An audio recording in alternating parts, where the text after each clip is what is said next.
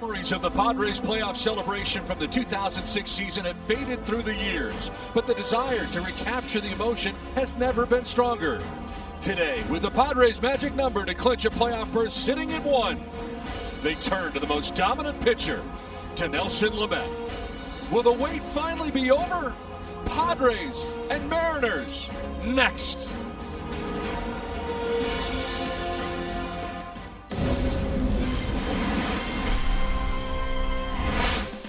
We welcome you to Petco Park in San Diego, where the Padres and Seattle Mariners, and again, the Padres are the visiting team, wrapped up their 3-game series today. It's day baseball from San Diego. The magic number is 1. Should the Reds lose, the Padres would be in the postseason, but here's the news out of Cincinnati right now. It is 7-2 Reds on top of the Chicago White Sox in the top of the 7th inning. We'll keep you updated on that situation going on in Cincinnati. Welcome inside the broadcast booth, everybody. I'm Don Orsillo along with Mark Grant. Welcome to Padres baseball. Well, really, wouldn't you rather have it where the Padres win to get themselves into the postseason and punch their ticket to the next round? I think you would. And the good news is that Nelson Lamet is on the mound today for the Friars. He's really been the ace for this team. I agree with you, Don, and I wholeheartedly agree with you where you want to win today on the field here at Petco Park, even though they're the visiting team against the Mariners. Nelson Lamet is the ace of the staff right now, and everything is lined up perfectly for this kid to take the mound and to beat the Mariners. Now, the Padres' consecutive starts with 11-plus strikeouts, 1 earned run or less. Nelson Lamet did it twice. Freddie Norman back to 1972. Are you kidding me? Clay Kirby, 1971. This is a record that has been, or a stat rather, that has been waiting a long, long time to have a guy like Nelson Lamet in the rotation. Last 2 starts, he has been downright filthy. 14 2/3 innings pitched, fewer hits than innings pitched at 9, only 1 earned run. Are you kidding me? Walking 2 and striking out 22. And how about that slider? 18 of the 22 strikeouts have come via that slider. One other little nugget about the Nelson Lamet, he's never given up more of the hits than innings pitched. This guy has yet to give up a run in the first or second inning. And, Don, you're right. You want it lined up this way. The stars are lined up for the Padres to clinch. Here's the star on the mound, the Nelson Lamet.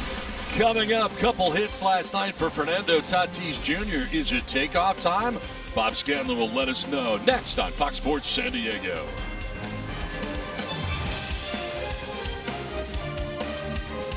Has left the field literally. Spectacular. Tatis to make the catch up into the air. He drives one to the moon. High, deep, and very gone. Fernando Tatis Jr., the 21-year-old budding superstar, is a big reason why the Padres enter today's game with a magic number of 1, a chance to go to the playoffs for the first time in 14 seasons, and it was Tatis who carried this team through July and August, hitting .313, 13 home runs, 33 RBIs, and 38 runs scored. But nobody stays hot forever. It's not a question if he'll be challenged. It's a question of when. And for Tatis, it was the month of September. He hit 193. But that being said, he started to have some better hits, some better at-bats, and there was one swing in last night's game that may have been the turning point for Fernando. There it is in his 3rd inning. This double to the gap in left center field, and as he pulls into second base, gives his former teammate Ty France a big hug. Why? That was his first extra base hit in 41 plate appearances. He'd end up scoring on the base hit by Manny Machado, then get another base hit in his next at-bat. That was the first time they'd had a multi-hit game since September 6th. It could be Fernando Mania time taking off at just the right time. Why? Because Padres fans want to know, will today be the day that the clinch comes? We'll wait and see. Fernando Tatis Jr. will do everything he can to make it happen. Padres, Mariners. First pitch coming up next, right here on Fox Sports San Diego. Diego Padres. By Jerome's Furniture, official furniture store of the San Diego Padres. Shop online at jeromes.com. And by SDG&E. SDG&E is doing whatever it takes to help you keep you safe this wildfire season. Visit SDGE.com/wildfire to learn more. Welcome back to Petco Park and to San Diego, where there's not a cloud in the sky as we get it started today. In Game 3 of this series, it's time now for the weather report, brought to you by your always sunny San Diego County Honda dealers. 75 degrees, a westerly breeze at 10 miles per hour, and the forecast is for more of the same, mostly clear today. as the Seattle Mariners are about to take the field. The Padres are the visiting team here for the third and final game, and this is the last time we'll have this, which will be quite different again today. It's been very odd. Welcome to 2020, and it seems that things are lined up. We keep an eye on the Cincinnati White Sox score in Cincinnati. Padres need to turn it around. I think this has got the makings for a clinch day, Donnie. We've got great weather. We've got a great pitcher on the mound for San Diego. The Mariners take the field as they do. It's time now for our Saquon Pick the Stick. Fans, you can decide who you're with by tweeting out hashtag I'm with the last name of the broadcaster you think has the best pick. If you're right, you'll be entered into a daily drawing to win a Saquon Staycation prize pack that includes a $100 resort credit, so you can check out their illicit Asian restaurant and lounge, including the very popular $25 all-you-can-eat sushi on Thursday. Must be 21 and older to win. There are our picks for the day. Well, Chase Tingler's team trying to punch their ticket to the postseason today. As we check out his starting nine, it's Trent Grisham leading it off and in center field. Fernando Tatis Jr. is at shortstop with Eric Hosmer in the 3 spot and as the DH today. Manny Machado is cleanup with Mitch Moreland at first base. Will Myers is in right field. Jake Cronenworth at second base. Jason Castro does the catching. And it's Jurickson Profar in left field, rounding out the starting nine for the Padres. Justin Dunn is on the mound today for the Seattle Mariners. And the 24-year-old right-hander makes his 9th start. Justin Dunn, he had a 7.80 ERA through his first 4 starts of the season. But Dunn recently 2-0 with a 1.35 his last 4 starts. He does have command issues, 25 walks. You see it right there in 35 innings. They've got to be patient at the plate. So if the ball is put in play, the defense behind Justin Dunn looks like this in the outfield. Left-right, Jose Marmoleos in left. Kyle Lewis in center. Tim Lopes in right. On the infield, Ty Francis at third base. J.P. Crawford at short. Dylan Moore at second. Evan White at first. And Joseph Odom behind the plate putting down signs for Dunn. Let's take a look at the keys to the game brought to you by your San Diego County Honda dealers. All right, hopefully it's a clinch day. So get it done versus done. And bet on Lamet. I mean, the last 2 outings, he has struck out 11. He's got that slider working. Keep an eye on that today. So as Trent Grisham makes his way up to home plate to start this game off, making his way up to the mic, is the voice of the San Diego Padres, Don Orsillo. Don? Thanks very much, Bud. Padres and Mariners getting it started here on a big day for the San Diego Padres. They are the visiting team here today at Petco Park in San Diego. As Trent Grisham leads it off at 260, 9 homers, and 22 runs batted in. They instantly shift on him. And the first pitch of this one is in there for strike 1, and we're underway. Mariners in their road grays, while the Padres are in their camo unis, even though they're the visiting team. The Mariners the home team in their road uniforms. Go figure that out. Yeah, very strange. As that'll miss, and it's a ball and a strike.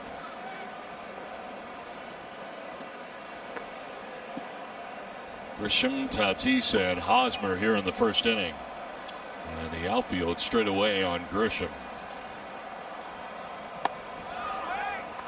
Grisham has been a bookend.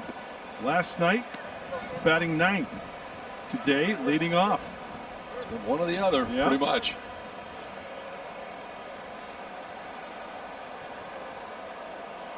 And it seems against most right-handers it is this way. As he grounds that way into the shift, and Dylan Moore throws out Grisham. So 1 away here in the top of the first inning, and that'll bring up Fernando Tatis Jr., who showed some signs of coming out of it last night with a couple of hits. Hit a ball well last night. He led off. He had 2 hits. The double to the left center field gap was really struck well. But then he singled in the 5th inning.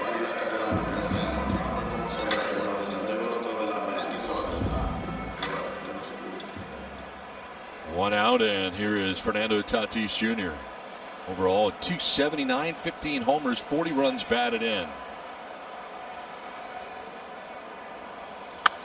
Fouled off to the right out of play. Prior to last night, enduring his longest slump, really, we have seen of his young career.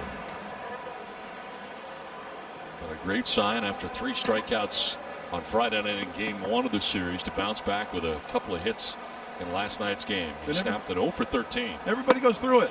And there's a pitch inside from Dunn. We've seen a lot of that as well. And he's got to realize that. You know, I think Mark Sweeney made a great point in the pregame show talking about Fernando and his struggles, but pitchers want to make him feel uncomfortable. Yeah, nobody likes the fastball in off the plate. There's no intent to hit the kid. They just want to buy that outside part of the plate. Like that. It's a nice four-seam fastball from Dunn. He'll throw it about 50% of the time. He also has the curveball, slider, changeup, and a sinker. Tops out about 92, 93.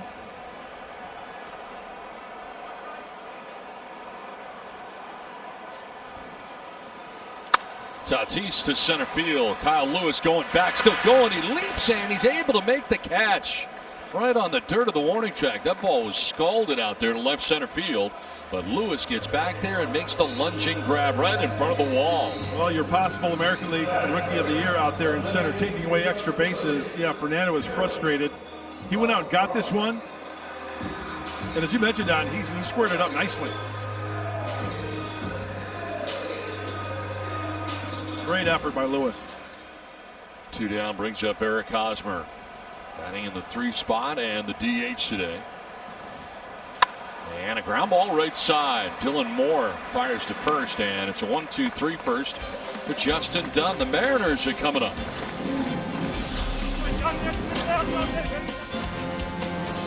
In the bottom of the first inning here, as the Padres are the visiting team, so Mariners batting in the bottom of the first inning. Scott Service's Seattle Mariners starting lineup looks like this. J.P. Crawford leads it off at shortstop with Dylan Moore at second base. Kyle Lewis is in center field with Kyle Seager, the DH, and in the cleanup spot with Ty France at third base. Jose Marmoleos is in left field. It is Evan White at first. Tim Lopes gets a start in right, and Joseph Odom catches the day game after the night game for the M's. Dinelson Lamet on the mound for the Padres with his first pitch, and it is sent to left field. Profar moving over will make the catch. Bill of the cap eye for out number 1.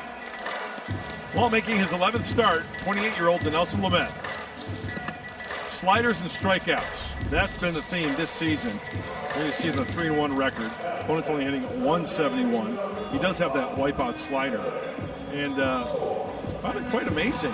Over the course of this season, his 10 prior starts, he's yet to give up a run in the first or second inning. That's a good sign. Find that groove, find that slider. Back-to-back outings, striking out 11. It's incredible. There's Dylan Moore, the second baseman, who will take strike 1. Moore, 256 to start the day. 7 homers, 15 runs batted in.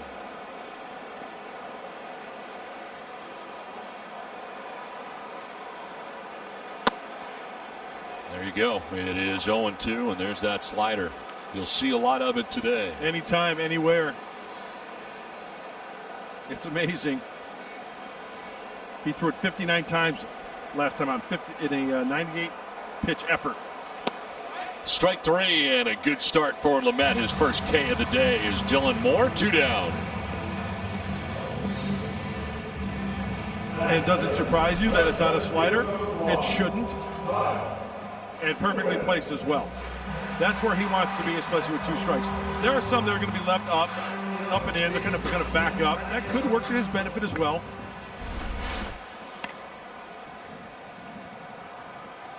Two down, Kyle Lewis standing in.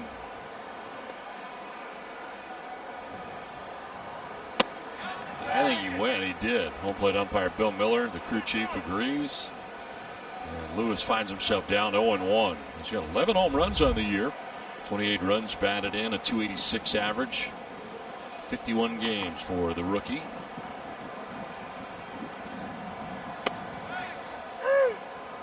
Hey, don't be surprised if Lamet deals this afternoon, right? Will he have another start? Probably. Wait and see on that. But, I mean, you know, his name could be start mentioning NL Cy Young talk as well. Could be in the top 5 if he has a nice game. An ERA. His whip is .89. Strikeouts at 79. I mean, he's got a lot of good numbers. It's going to be tough, don't get me wrong, but he'll definitely get some consideration. Trevor Bauer's having one heck of a year. 0-2 strikes to Kyle Lewis. Well, each start is huge when you're only playing 60 games. And this is start number 11 for Lamet. This will miss and even the count at 2-2. And he comes in with a 2.12 earned run average.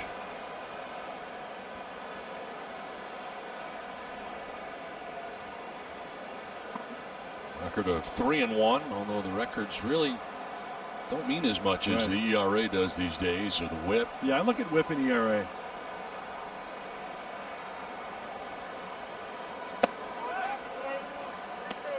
.99, but off the plate. And trying to peck away at that outside corner to Lewis. Just missed with that 99, just off the plate. I also look at the walk to strikeout ratio as Seager waits on deck.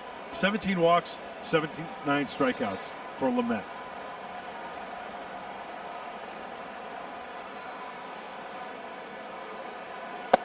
That is ball 4. He was ahead 0-2, but he ends up walking Kyle Lewis with 2 down.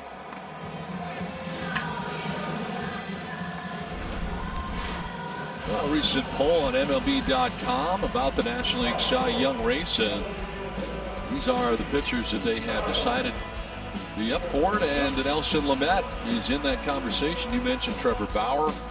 Yesterday took a loss against the White Sox, but that ERA at 1.80, and how about the WHIP, 0.82? That's pretty good. Yeah, for this day and age, the last, 10, 15 years, you and I pretty much agree on it. I think you could just throw the record out the would you rather be 20-10 with an ERA of 5.5 or 10-20 with an ERA of 2.1? Give me the latter. That means at least, you're giving your team a chance to win. And that WHIP, if you're below 1, forget about it. Pitch in there for a strike to Kyle Seager. Is it Felix Hernandez who won the Cy Young with a 500 record? Yeah, he was either 12-13 or 13-12, something like that. But you're absolutely right. Seager at 237, 7 homers, 33 runs batted in. A 2-1-1 shift in play for the Padres on the right side. And out bounce off of Castro, and up to second base goes Lewis. That got a good distance away from Castro.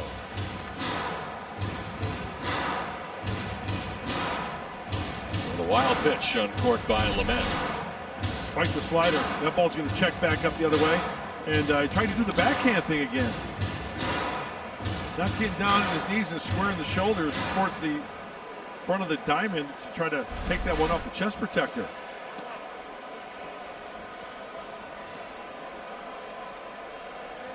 Lewis at second base, 2 down. Kyle Seager with a count of 1-1. He's the DH today for the Mariners.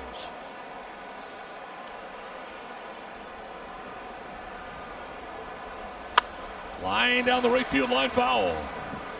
Well, the Padres pitcher's K9, your K9 wins if the Padres strike out 9 or more batters in today's game. All Padres fans can visit participating Petco locations the next day and receive a free pound of dog treats with Pals Rewards. Visit petco.com/PadresK9 for more details. 2 outs in the first. Kyle Lewis in scoring position at second base here for the M's.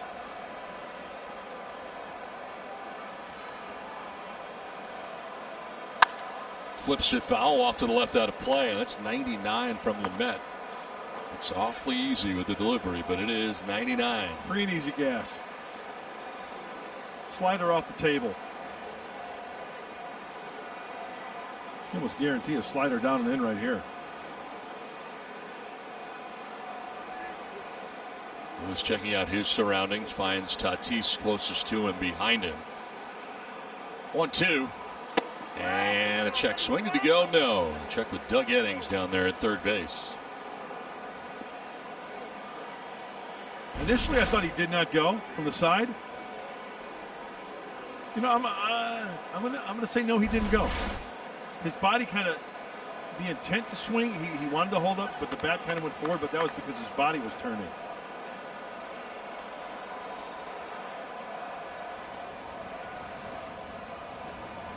On the ground right side, ranging is Cronenworth from short right. He'll get it there in time to end the inning. Done with 1. Padres coming up in the second, and Manny Machado is going to lead it off when we come back from Petco Park. Scoreless after 1.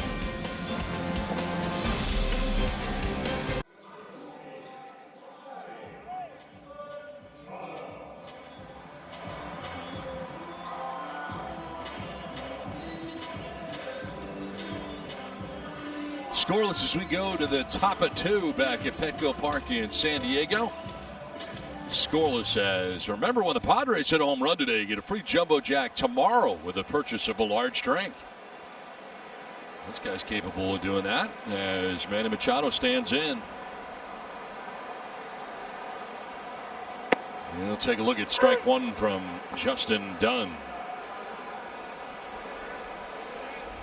16 times he has gone deep this year. .322 average. 46 runs batted in.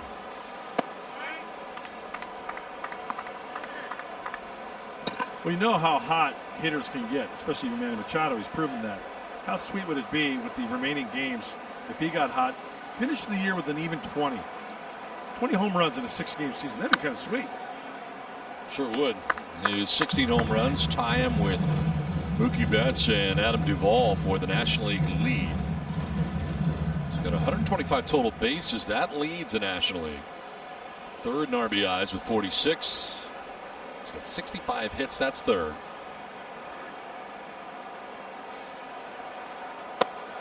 It's away, and it's 2-2. Last 29 games for Machado, he's hit at .420, and that leads all of baseball during that time span.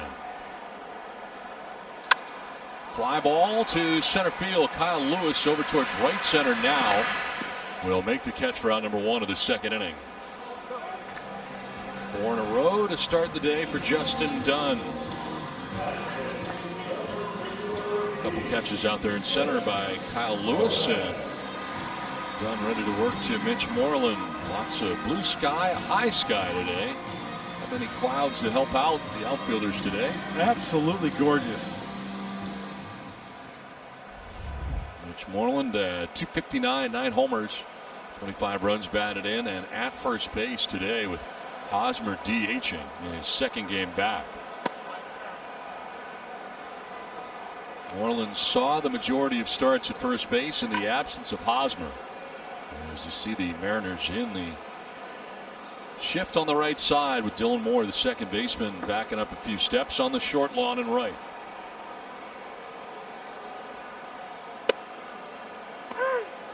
It's a ball and a strike. Well, one thing I've noticed about this Mariner pitching staff, I saw it last night with Justice Sheffield, and now this afternoon early on with Dunn. They're not afraid to throw the fastball into the righties and lefties alike. Inside part of the plate. Looks like a changeup coming right here. You tell me, Mr. Former Pitcher, it seems like it's hard for some guys to throw inside. Yeah. They have that comfort zone, that certain lane. Well, okay, let's take, for instance, Mr. Dunn this afternoon. A lot of right-handers will face right-handed pitching, or right-handed hitting. They like to go down and away, down and away, down and away. Some guys don't feel comfortable going in. So they're very inconsistent. Command both sides of the plate. We're talking about glove side, arm side. I think it's got to be equal. You've got to learn how to do both. Although some guys do have difficulty going the opposite way. Why is it so hard? Are you afraid you're going to hit the guy, or is it confidence? You're afraid you're going to miss? Maybe confidence, miss over the plate. I think that's something that can be taken care of through bullpen sessions and repetition. Another thing might, wow. That is strike 3. Didn't have to be. It looked like it was down, and that's the first strikeout for Dunn. 2 down. And this is exactly what I'm talking about. This is a fastball down and in. He missed the location. He wanted it down and away, it looked like, but still. Yeah, just kind of yanked it a little bit. He wanted that one down and away. You know, Don, just elaborate on that question. I think sometimes when pitchers have that consistency of going to that one certain lane, why do I need to change? Maybe at an early age, why do I need to change, right? At this level you do, though, yeah, right? Right. Will Myers batting here with 2 down, bases empty, 298. He's got 13 home runs of his own and 35 runs batted in. His 50th game of the year of a possible 54, and that's strike 1.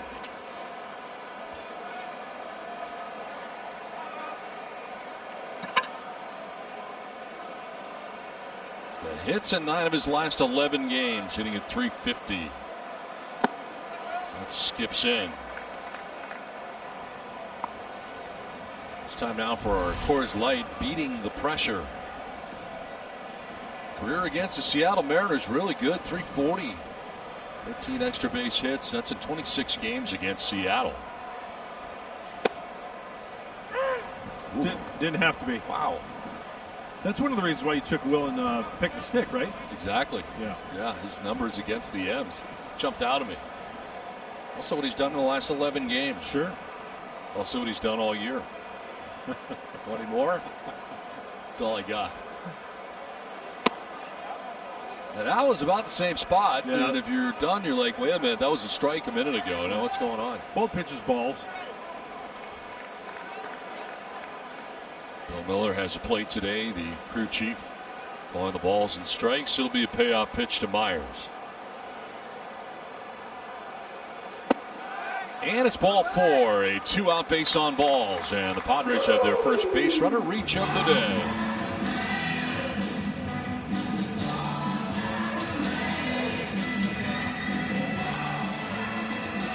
So 2 down, Myers at first, and it brings up Jake Cronenworth. You have already dubbed him ROI of the year. Yeah, I'm going on a limb, and I'm going to hand him the hardware. I heard that in the pregame show. Yeah. Now I realize they handed out the awards yet, but you have. Give it to him. And you're probably right. So a bounce in, nicely picked by Odom on the backhand.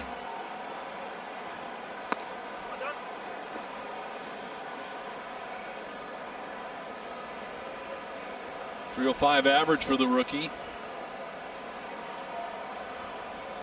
That's where 2 down, Myers at first. They shift on him on the right side.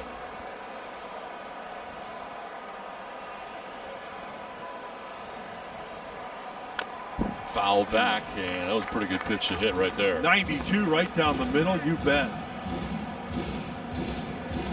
Could have done damage right there.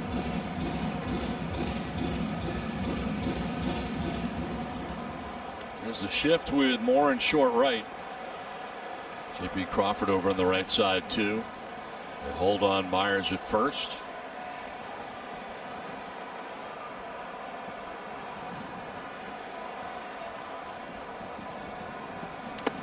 Down and in. Another good pick there. Block anyway by Odom.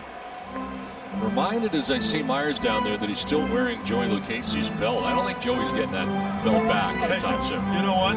Will Myers, this offseason, he might have to attend a wedding. I think he's going to wear that belt at that wedding. He's having such a good year. Joey Lucchese's belt is going to be his belt of choice until the end of time. Yeah. In the air, foul down the left field line, out of play. I think that is the funniest thing. It really is. He just lost his and said, you know what? I'm going to use yours. And then I'm going to keep it because I'm going good. Yeah, why not? And if you're a good teammate, you know what? And Joey is, you let him have the belt. Yeah. It's got the wrong number on it. Whatever. Hey, Will, nice tux. Oh. What? Wait, whoa, hey. What's up with the belt, dude?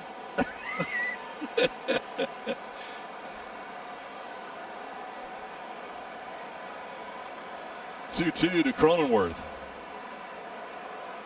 Well, half the way they check on Myers. Will stutter step back to the bag, but he's back.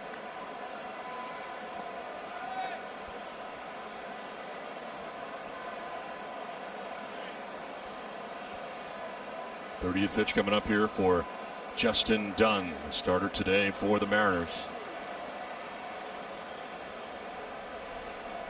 Myers goes. Cronenworth swings and lines one to left, but it's right at the left fielder Marmoleos, who is perfectly positioned. Scoreless after an inning and a half.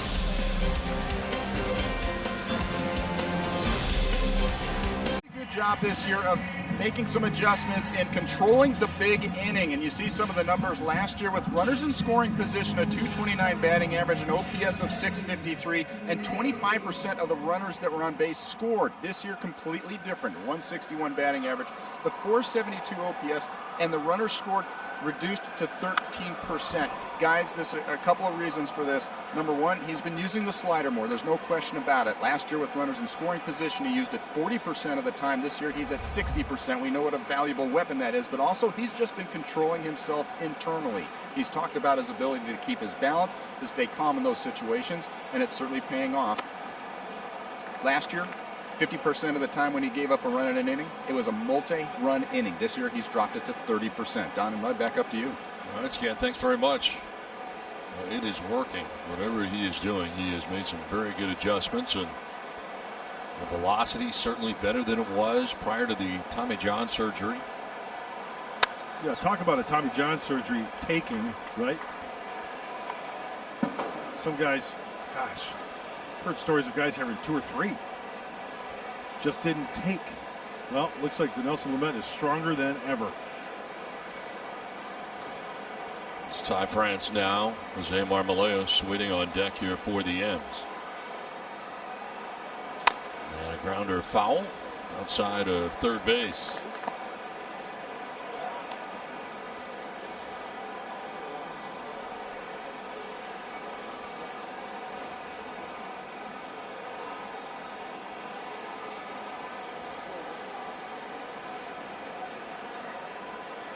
Ty France was sitting at 309 with the Padres at the time of the trade.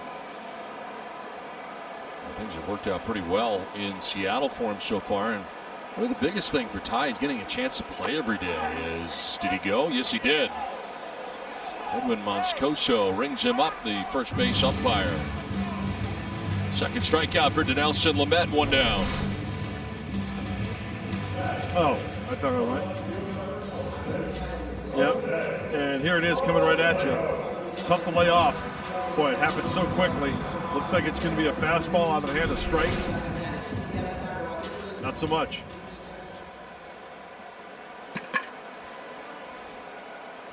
One out. Here is Jose Marmoleos, the left fielder. Padres go into that shift on the right side with Machado in right. It's strike 1. Here's the shift with Manny in short right. Moreland, Cronenworth, first line of defense. Back line of defense is Myers.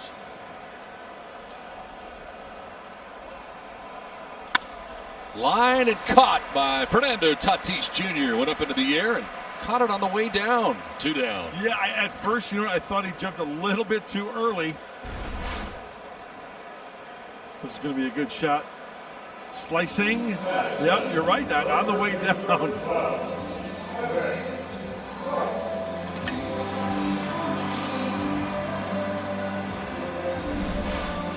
Two down in the second, and it brings up Evan White.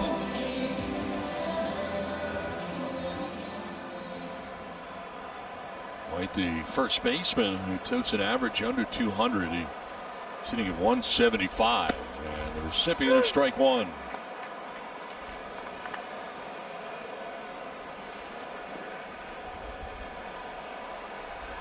Seven for 7 first pitch strikes for Lamet on the day.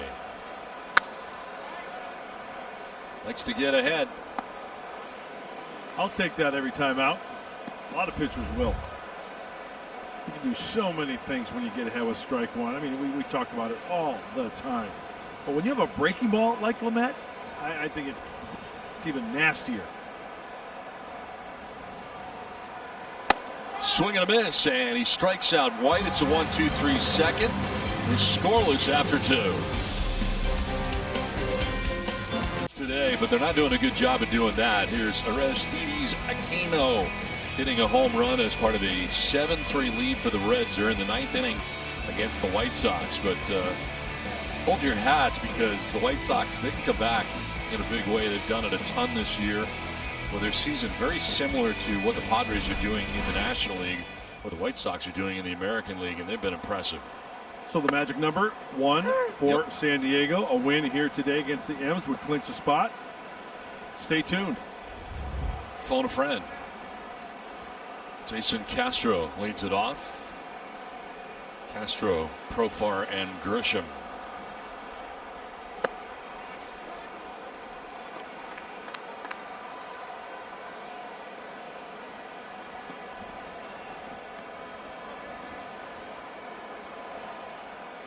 Justin Dunn has thrown 32 pitches.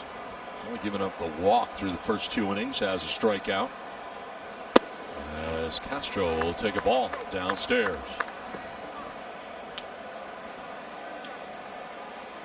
Jurickson, Profar, and then Trent Grisham. 8, 9, and 1 for San Diego.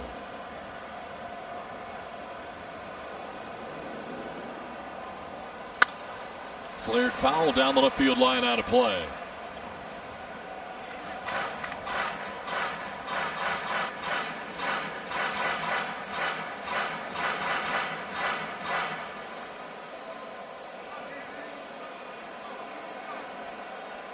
Outfield about straight away on Castro.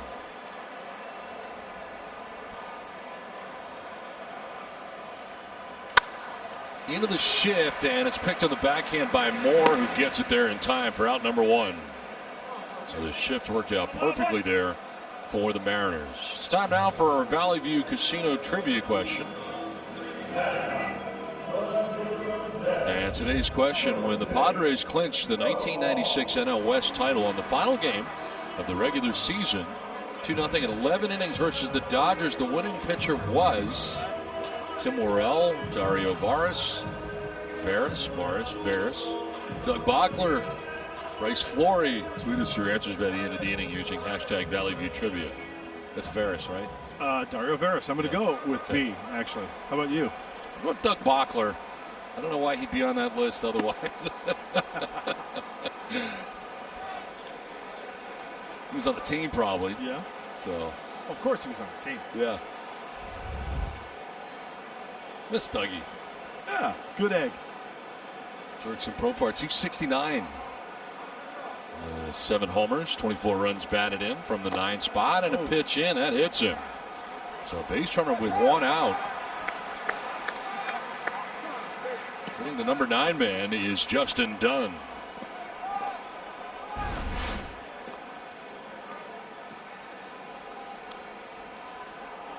Back foot? I guess. Tough to tell.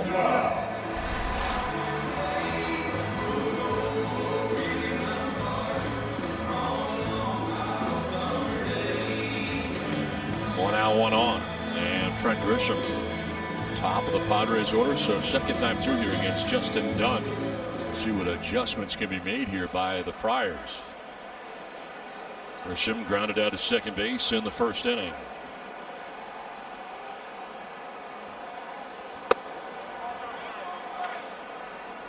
Well, one part of this equation is over today, and the Reds victorious. They win 7-3, so that magic number remains at 1 to clinch a playoff spot for the Padres. And I think the Padres would rather do it this way, to be honest with you. Yeah, you win, you're in, right? Exactly.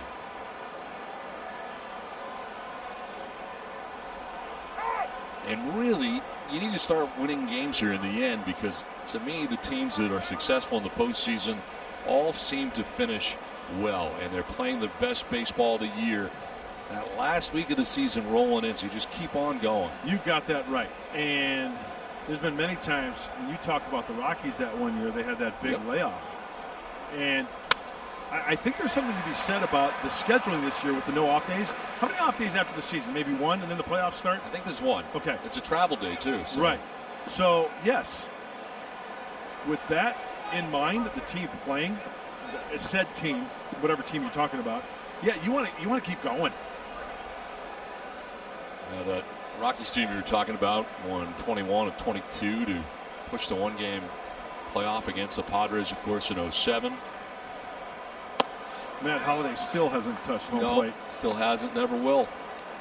But then they had an 8-day layoff between the National League Championship Series and the World Series, and 8 days, that's 2 All-Star breaks. I mean, that's too long. Yep.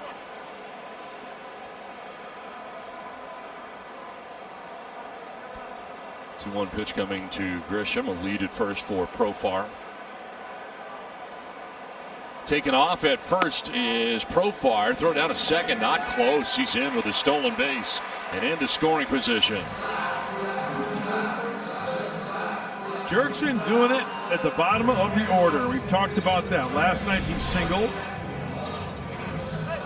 Had a single back on Friday night, and in motion here, not even close.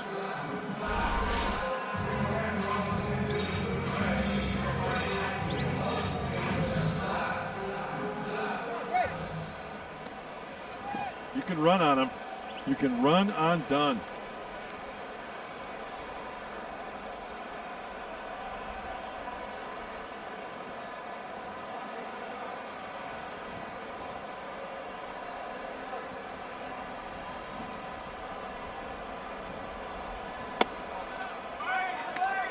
That is going to miss, and it's ball 4. Second walk given up by Dunn.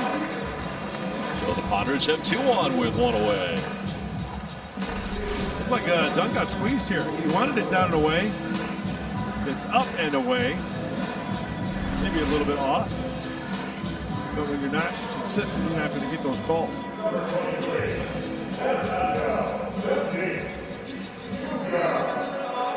So 2 on, 1 away, and Fernando Tatis Jr. coming up.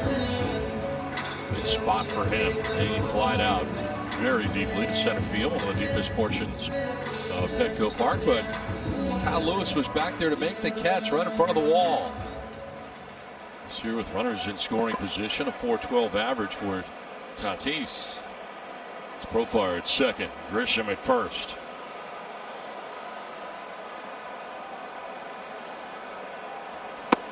Whoa, big swing there. Trying to make this a 3-0 game. High breaking ball. It's like a curveball that just flattens out. Sometimes you get away with the hanger. You got away with that one for sure.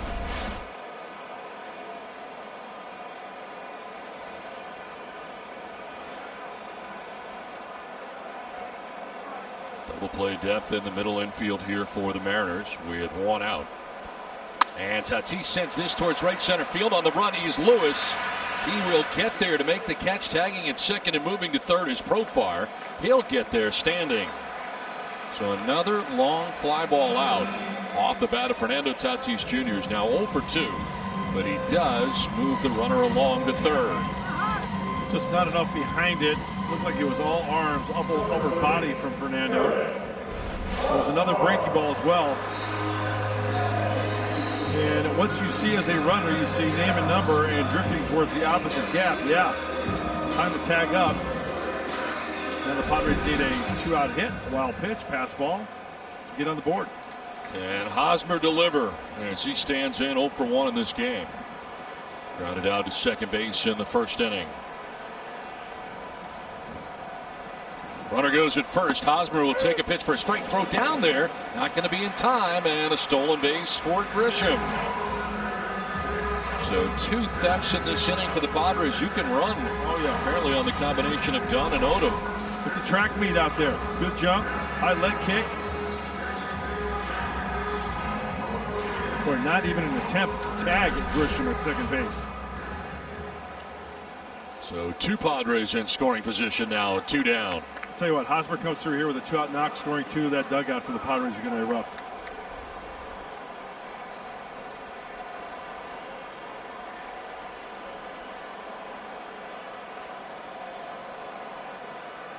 Rips it foul out ahead. Well, a curveball back to back. Yep. Well, in this spot with 2 outs and runners in scoring position, 389. A couple of doubles, couple of home runs, and 14 of them driven in by Eric Hosmer. Profar at third, Grisham at second, 2 down in the Padres' third inning.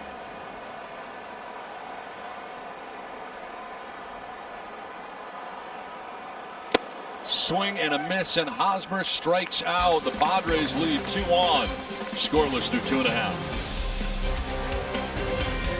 See a clinch today, and before the ball game, some news coming from the Padres. First of all, a roster move. Austin Adams, who was in the trade with Austin Nola and Dan Altavilla coming from Seattle, was activated today. As you may recall, he was on the IL with a torn ACL that he suffered last season, but he has a power arm that could be a nice addition to the back end of those bullpen guys. A 3.77 earned run average last year with the Mariners and averaging almost 15 strikeouts per 9. This is an opportunity for him to make an impression as the Padres head into the postseason. The other news, Mike Clevenger is going to throw a bullpen tomorrow. As you know, he had a little bit of a bicep discomfort in the bicep muscle. He may throw Wednesday if everything goes well in his bullpen tomorrow. On the back end of that move, activating Adams, by the way, Luis Patino, who pinched yesterday, was optioned back down to USD. You guys are all caught up, down in mud, back up to you. A lot of stuff, Scan, a lot of things happening. Yeah, a lot of good things, though. And yes. The bullpen getting deeper, and hopefully Mike Clevenger feeling well and back on that mound in a couple of days. That's good news. This one fouled off to the right, out of play. Can never have too many good arms, right? Gotta have arms down there and ways to go if needed. Joseph Odom waiting on deck. It's had a tough year offensively. He's 3 for 30. He'll be next. Tim Lopes waiting on an 0-2 pitch. And a swing and a miss. He chases that slider. Another one from Lamet. 4 strikeouts for Lamet. One down here in the bottom of the 3rd inning. Not only the tight, deep slider, but also the location of it as well. He has got that dialed in very, very nicely.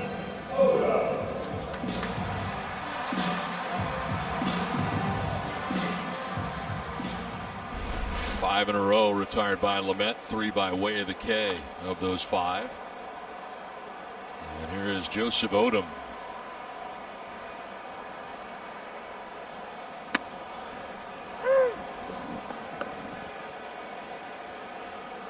Yeah, 3 for 30 at 100. No homers and 2 runs batted in his first 14 games. Catches the day game after the night game here for the M's.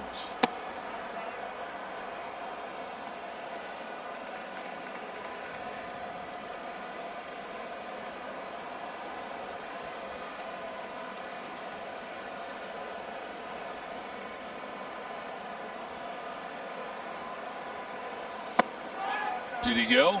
No, he did not, says Edwin Moscoso, first base umpire.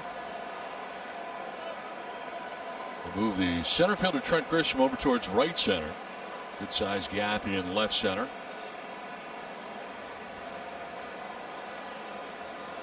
Waiting for Odom to go the other way, and the outfield anyway, about straight up in the infield.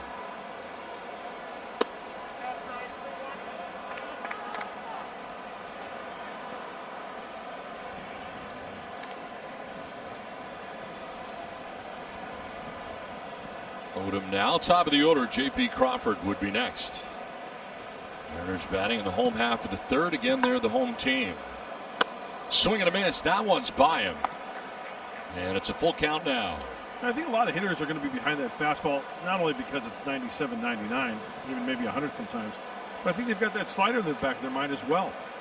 You flip that slider down and away, looking for it, and then you get a heater, look out. There you go, but he misses with it, and he walks a number 9 man. Second walk given up by Lamet. Let's take a look at StatCast powered by Google Cloud. Yeah, Dinelson Lamet just dealing. His goes to 11. 11 strikeouts against the Dodgers, 11 strikeouts against the Rockies, and no walks in that outing. And you can see the placement. And this is very, very consistent. You know, there's going to be some left up because, you know, you kind of work underneath a little bit. Some are going to back up on the inside part of the plate.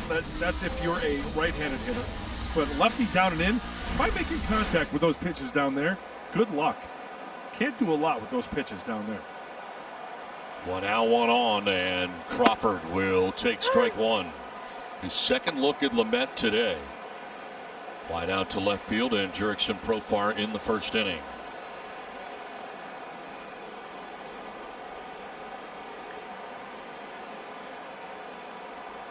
Sit safely in 10 of the last 13 games. And that pitch down and in evens a count of 1-1, and there's 99. But not a strike.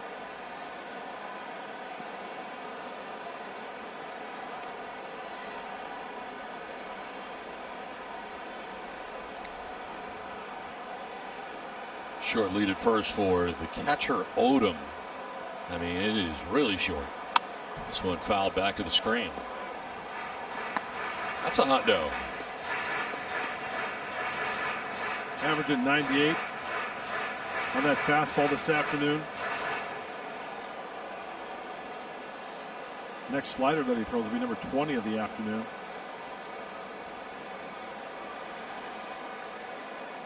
Pitch 40 of the afternoon for Lamet.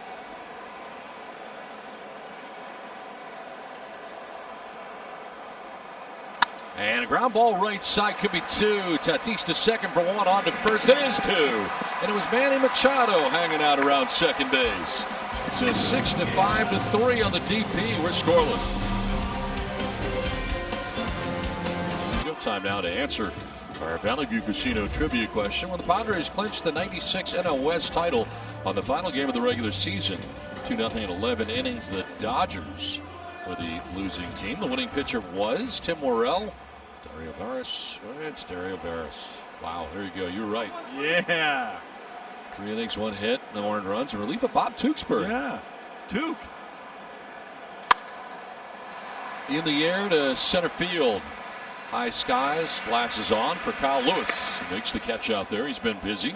Second time Machado has flied out to Lewis in center. 1 down here in the 4th inning. They bring up Mitch Moreland. You know, Bob Tewksbury was one of those pitchers, Don, that was fun to watch. Not a hard thrower, hit his spots, moved it in and out, up and down, changing speeds. One of my favorite people. Yeah, love Bob Tewks. Good egg. Good man. Mitch Moreland standing in with 1 out. Went into sports psychology after he retired.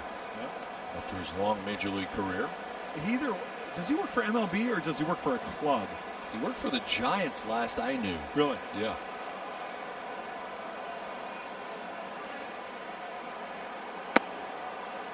Wrote a book with our good friend Scott Miller.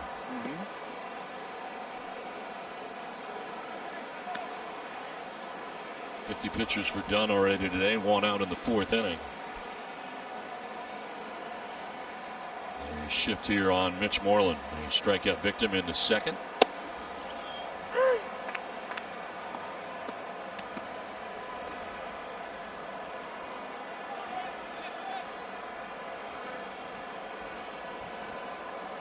It's Moreland now, Myers next as the Padres bat. And they're half of the 4th as the visiting team. Do it again, 1 and 2.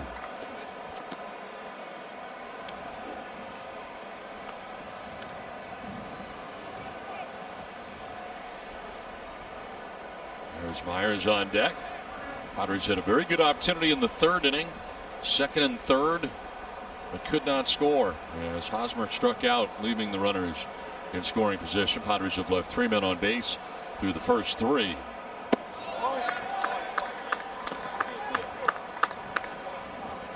Bob Tewksbury works for the Chicago Cubs, Donnie. Mental skills coach. Yep, there you go. There you have it. Thanks to Scotty Miller.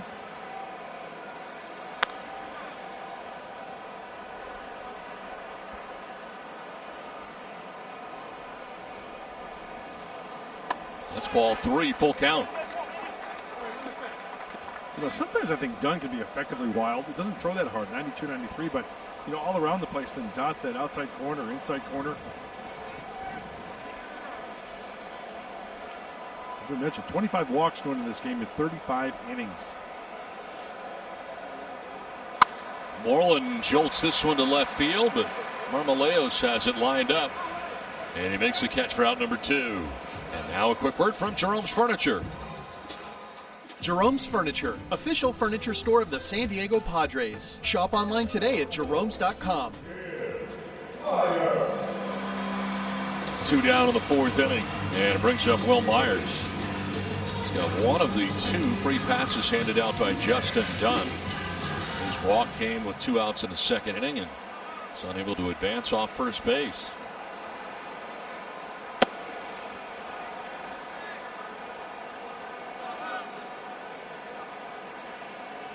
Month of September for Will, 309. Some extra base hits, including 4 home runs.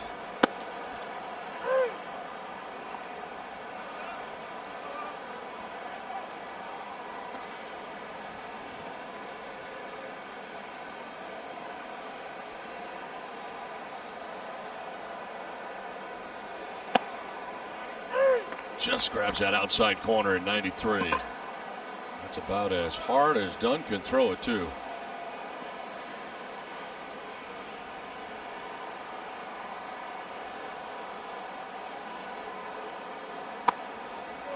A little further out that time, trying to get him to chase. Nothing doing, though, for Will.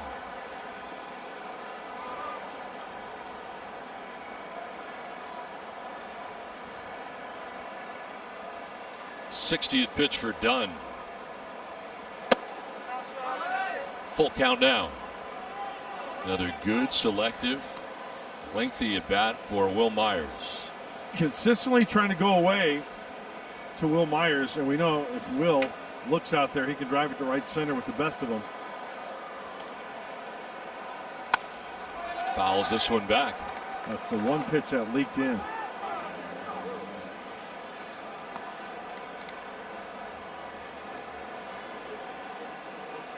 Seventh pitch of this plate appearance coming up for Will Myers, with 2 down in the 4th inning.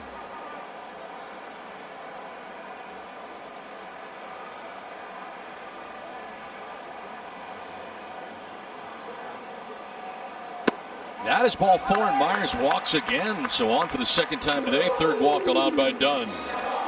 Donnie, MLB celebrates Hispanic Heritage Month by recognizing the contributions made to our game by the Latino baseball community, past and present.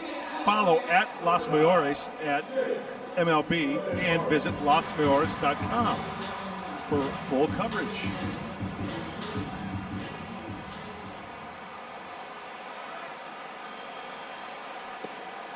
So 2 down, Myers at first, and Jake Cronenworth lined out to left field in the 2nd inning.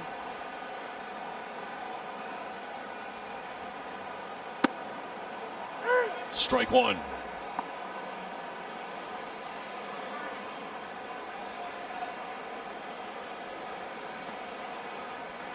And a line drive, but right at Jose Marmoleos, the left fielder for the M's. And he's playing very, very shallow out there in left, is he not, Don? Yeah, same spot he was in last time. Yep.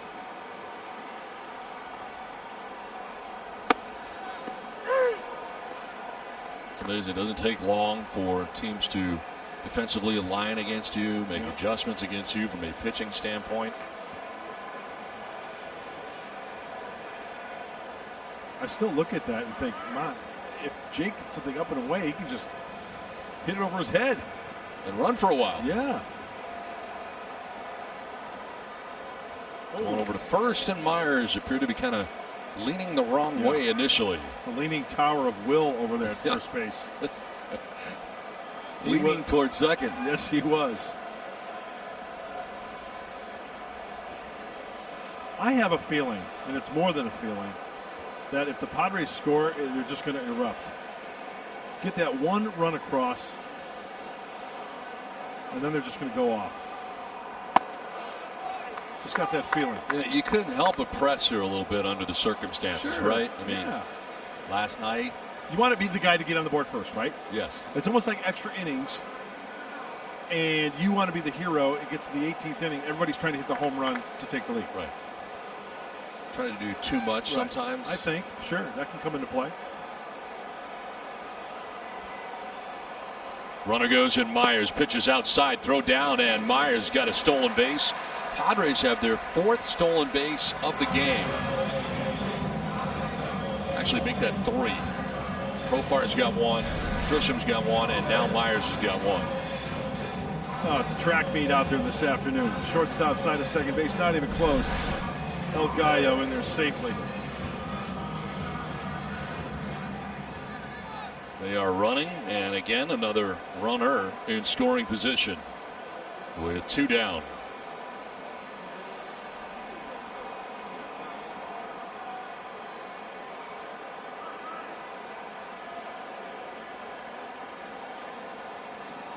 Swing and a miss, and he strikes out. That runner will be left at second base.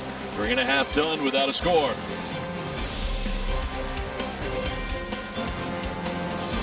Hispanic Heritage Month all throughout September. The Padres doing various events, including arranging for Dominican-born Dinelson Lamet to participate in a 30-minute conference call with child cancer patients from El Patronato. It's a nonprofit organization in Tijuana, Mexico, which offers financial support to these patients and their families. Eddie Ortega, as you saw there, the Spanish voice of the Padres, assisted in moderating as dozens of kids were able to ask Dinelson some questions, and he was able to bring some hope and encouragement to them as they fight cancer. Good things all around, guys, as the Padres celebrate Hispanic Heritage Month. Don, Mud, back up to you. Yeah, it is. Thanks, Scan. Appreciate it. That's great. And you know what? Eduardo Ortega, I just think of him and I smile. Yes. So imagine the smiles that he brought to those kids and families. Absolutely true. Good for Eddie. Dylan Moore leading it off here for the M's. Well, you know what? The next time I have a party at my house, I'm going to just invite Eddie. Just to be the greeter and welcome everybody and have fun. I've told this story many times. My first season at the end of spring training, went to Mexico City to play the Astros in exhibition games, and they sent Eduardo and I together to broadcast those games. And let me tell you something. He is a rock star. Rock star. I believe it. They love him in Mexico. There he is. How are you feeling? Marcos, how are you feeling? I mean, I was so in the way. People were crawling. You were like his bodyguard to get to him. You were like his security. I was in the way. They're taking pictures. It was like the Beatles arrived. It's unbelievable. That's great.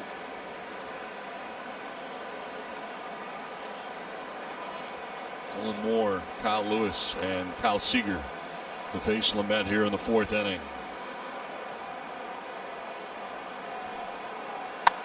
Popped up foul.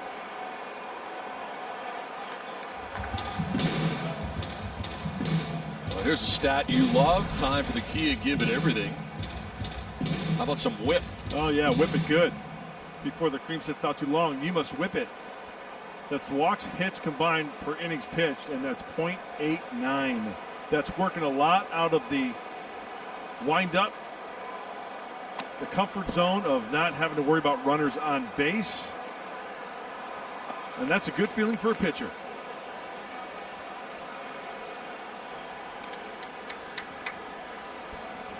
Kyle Lewis, Kyle Seager expected here in the inning after Dylan Moore leads it off and waits on an 0-2 pitch. That's good. 4 Ks today. Make it 5. That'll get away briefly from Castro. He's got to throw him out and does. 5 strikeouts for Lamet. 1 down here in the fourth inning. Second time Moore is down by way of the K. There's the slider and there's the location. Very tough to lay off. That's been evident all season long to these hitters, righties and lefties alike. 1 out and Kyle Lewis standing in.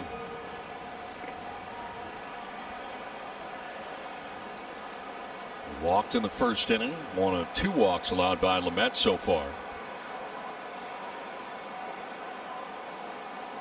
It's a grounder off the glove of Lamet. It slows it down, but Cronenworth's got it and he throws him out. So a 1-4-3 put out on Kyle Lewis. Raises Lamet's glove on the way by, just enough to slow it down. It's out number 2. Slowed it down just enough.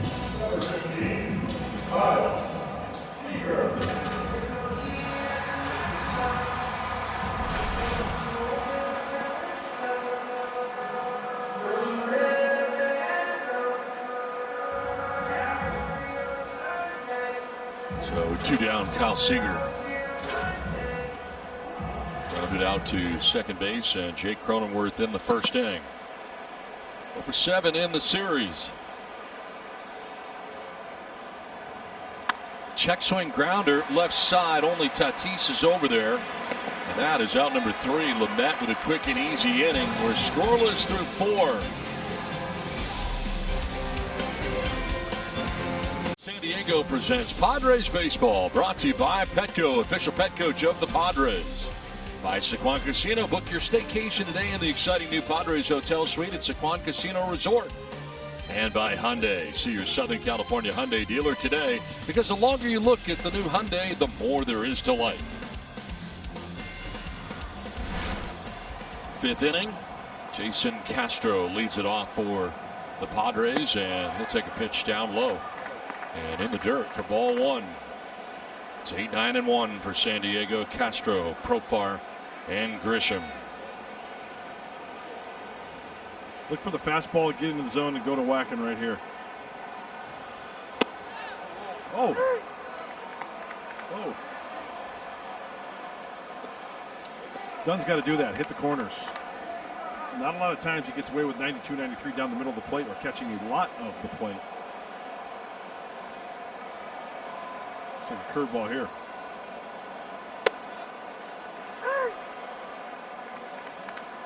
And questioning that a little bit, Castro didn't really particularly care for the last couple. That looks like he got the outside corner.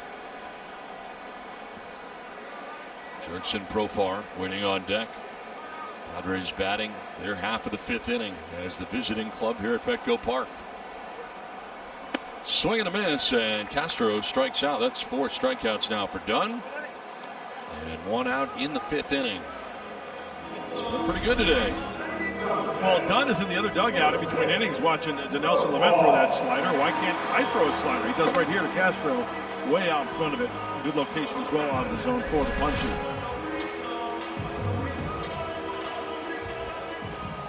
One out for Jurickson Profar, who was hit by a pitch in the third inning.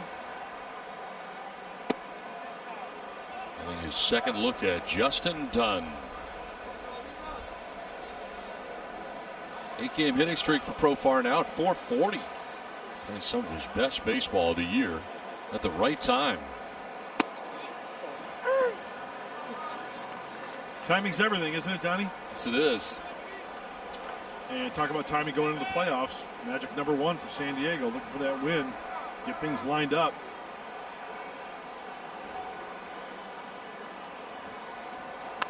Foul back to the screen, 1-2. So Justin Dunn today started for the Mariners, 24 years of age. 13th career start. Was acquired by the Mariners from the New York Mets.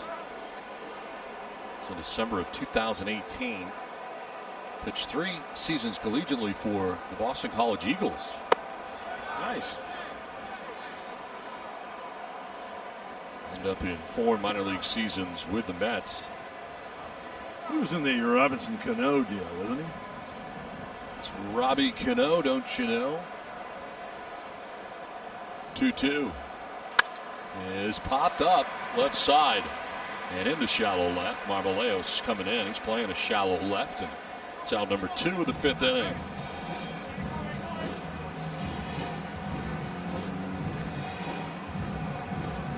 Top of the order, Trent Grisham.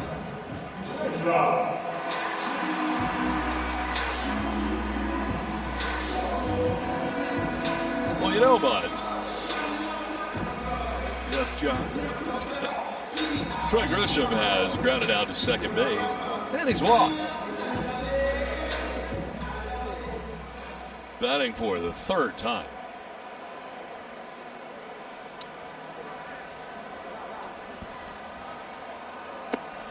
And that'll miss for ball 1. You know, we've been talking recently, last week or two, about the team that's hot going into the playoffs. And I always defer to last year's Washington Nationals.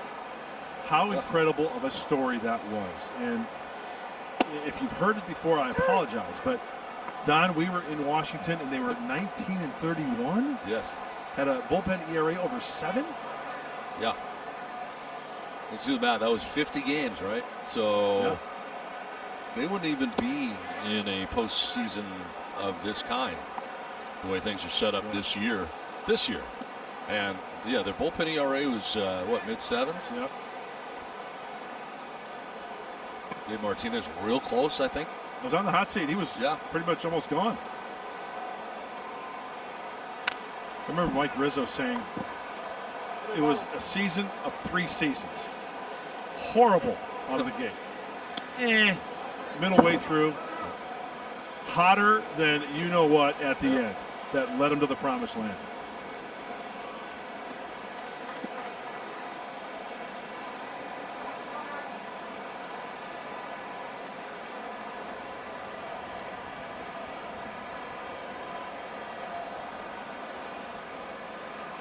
Fouled off by Grisham. We'll do it again, 2-2. It's a nice breaking ball from Dunn right there. You know, although he has some wildness, I like this kid and what he's trying to do out there. Going to different parts of the strike zone, and that one in particular. Yeah, it's a really good pitch. Not much you can do with that.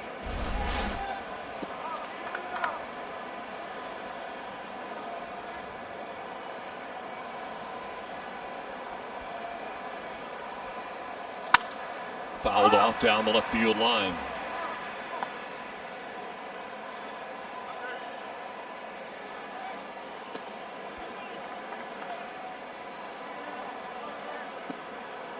Grisham a little upset with himself. He thought a pitch he could have handled. Yeah. Spank it down that left field line.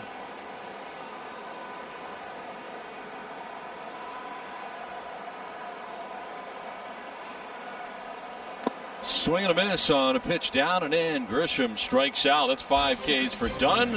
Halfway through without a score.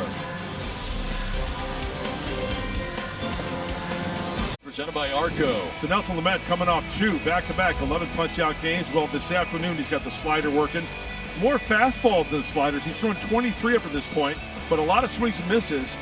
And with that fastball, yeah, it's tough to catch up to 99. You need a ground ball. How about a double play right here? How about another strikeout on the slider? 5 strikeouts up to this point.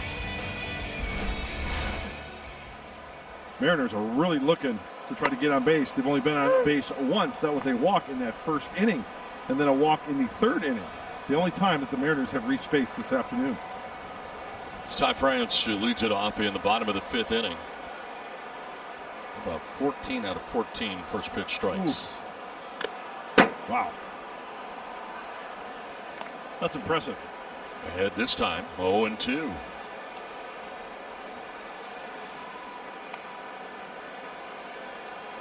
That has retired 5 in a row.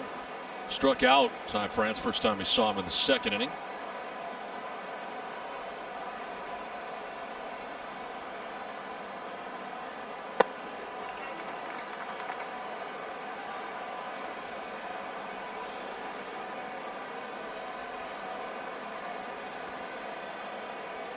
Marmolejos waiting on deck for the M's, and then Evan White will be along in the 5th.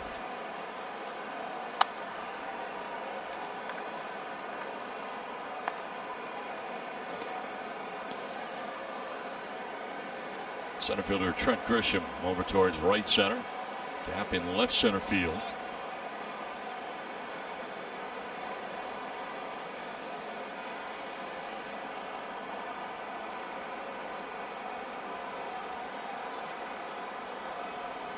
Oh, the flamingo. Did you see that? Yeah, I did. Yeah.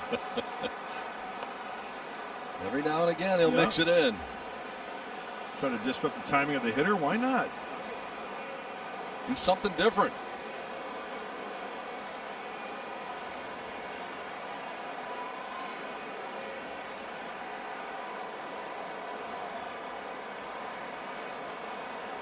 Swing and a miss, and he struck him out. Yep, slider again.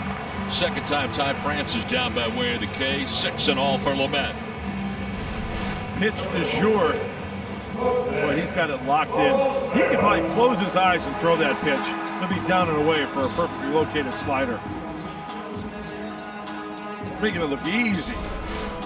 Manny Machado going on a jog to right field defensively for Jose Marmolejos. There's Manny in the 2-1-1D.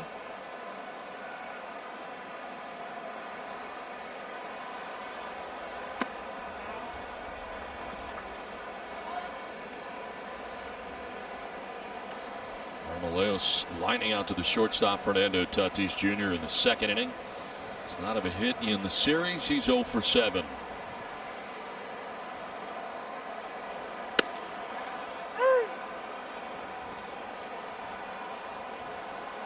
You know, I really thought Kevin Brown had a good slider back in the day, 1998. Brownie was nasty. 2-seam fastball to slider. Dinelson, man, I think it's better. I really do. In the air, and Tatis headed over towards foul ground, and Fernando will get there for out number 2. That's covering some ground. He started from his shortstop spot in the shift, and he ends up a long way in foul ground to make the catch for out number 2 of the 5th inning. He's looking at Manny Machado saying, you're playing in the shift. This should be your ball. You're usually playing third base. Now I got to cover your ground? Okay. It's all good. We've seen this act before. Flash look. Plenty of room. So Nelson likes it. I think everybody likes it, except if you're a Mariner fan.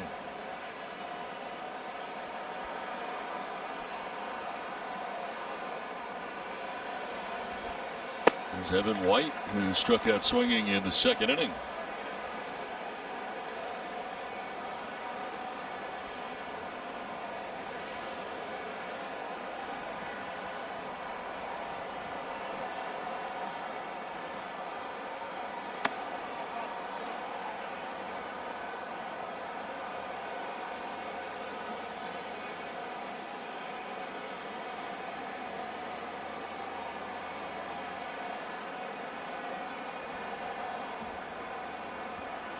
Two-0 pitch coming up here to Evan White. And a fly ball down the right field line. Moving over is Moreland towards the seats, but no play. Now a quick word from Fix Auto Collision Centers. Fix Auto Collision celebrates the summer road trip. For any unplanned turns, call or visit your nearest Fix Auto Collision Center today. 2 down, 7 in a row, retired by Lamet.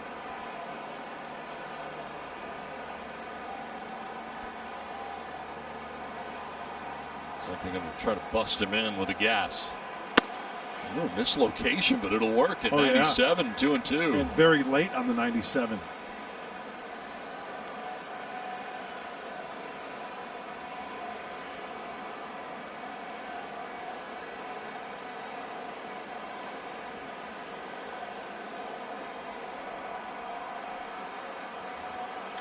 On the ground and through the left side into left field, a base hit.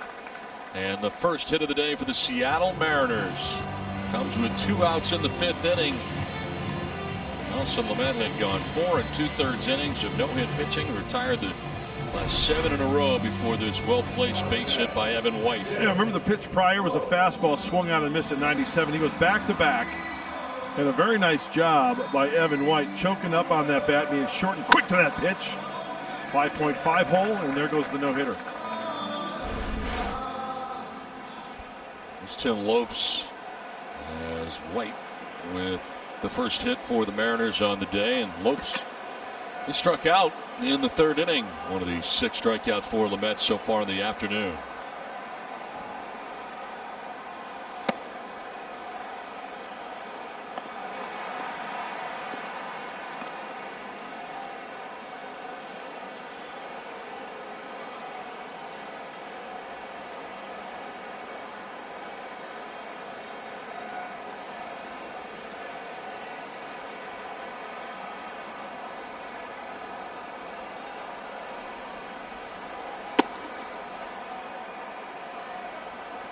On a strike to Lopes.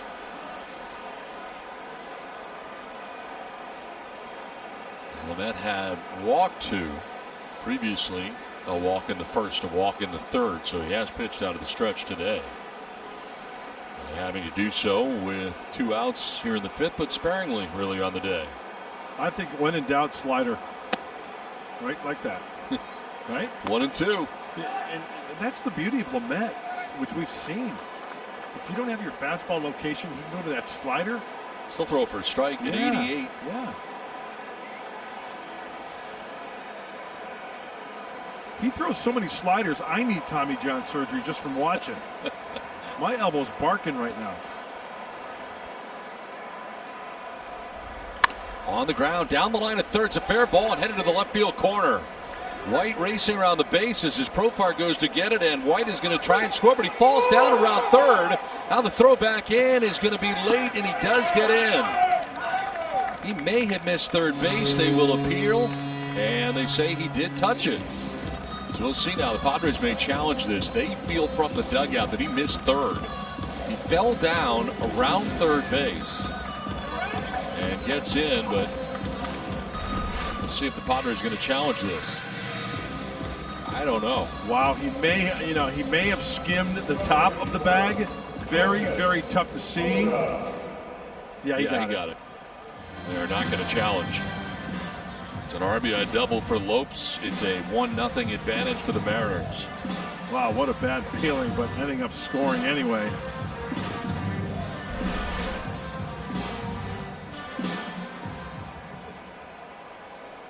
So Lopes at second, and now Joseph Odom walked in the third inning. That's out of the number 9 spot.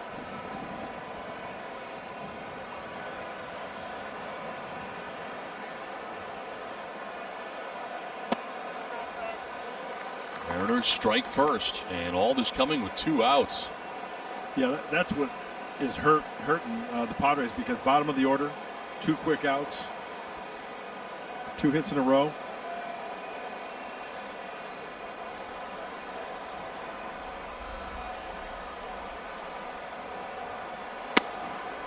Wow. Thank you.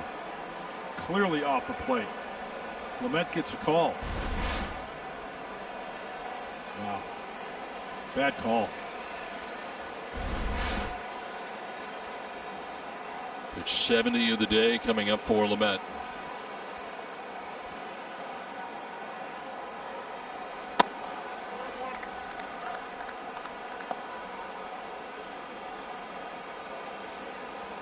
Not giving up a hit through 4 2/3, gives up back-to-back hits and a run in a blink of an eye here in the 5th. Scoring all the way from first was Evan White. And he's still hobbling around a little bit after falling, coming around third, and awkwardly tagging the bag at third on the way by, and then he went down. Got up and managed to score, but looks like he's still ailing. Yeah.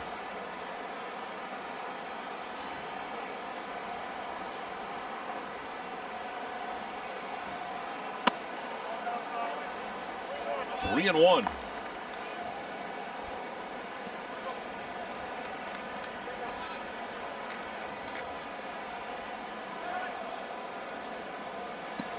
High percentage of strikes today for Lamet. He's thrown 71 pitches, 51 for strikes of the 71.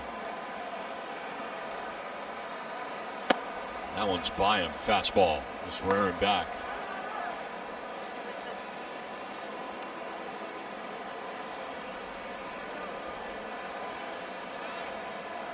Might see a slider here, 3 and 2.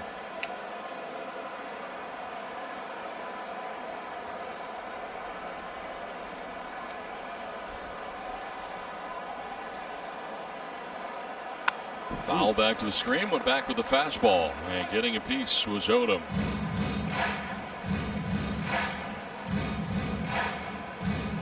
Trying to keep everything down and away. That one right there was a pretty darn good pitch to hit. Top of the order, J.P. Crawford will be next, but Lamet has other ideas with 2 down. Tim Lopes at second base, a run in. And a 3-2 pitch coming to Joseph Odom.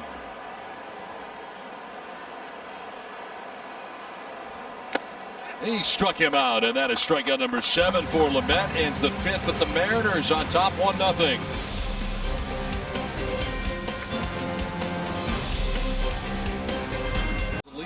Yeah, he most certainly has. The last 4 outings he pitched very, very well. 2-1 with a really nice ERA of 2.5. He's got the breaking ball. It throws all the pitches. He's not overpowering, so he really has to stay out of the heart of the strike zone, and he has done that. He's gone 5 innings. He has to give up a hit. 3 walks, 5 strikeouts. Tell you what, man, for a guy who doesn't throw that hard, you can still label him as kind of effectively wild. Wouldn't you think, Don? Oh my gosh. Look out. Tatis goes down again. Man, we've seen a lot of that. 4-seam fastball. It's always by his hands, too, it seems like. Yeah. And you know what? Sometimes, the reaction, I mean, I'm not hitting, but, that pitch is in. I just hope that he doesn't hurt himself falling down.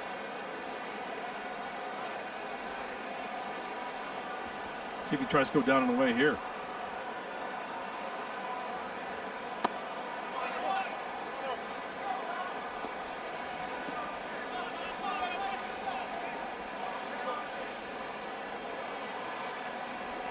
2 for 10 in the series. Both those hits coming in last night's game for Tatis. Today 0 for 2, putting the ball in the air twice to center. Swing and a miss there. It's 2-1. It's a nice, easy 90-mile-an-hour fastball right at the knees. Padres are in search of their first hit of the day as they bat here in the top of the 6th inning. Look out, and down he goes. Come on. Man.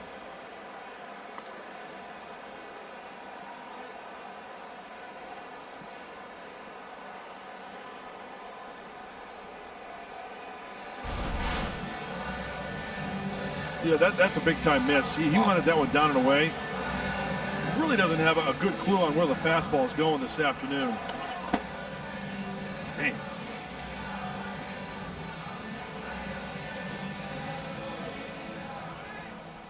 Yeah, he feels bad. He wanted that ball down and away. Release point way off.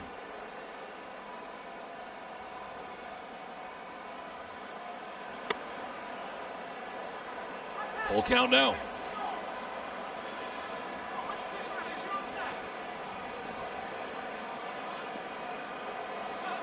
Eric Hosmer waiting on deck. Then we'll see Manny Machado. It's 2, 3, and 4 for the Padres here in the 6th inning. This one is to left field. Marmoleos will come in and make the catch for out number 1. And now a quick word from Ballast Point. I'm Jeff Lozano from Ballast Point. Let's raise a glass for the Padres. It's another fun year. Let's go, Padres. Cheers. 1 out in the 6th inning, and Eric Hosmer coming up. Hosmer 0 for 2. He's grounded out to second base and struck out swinging.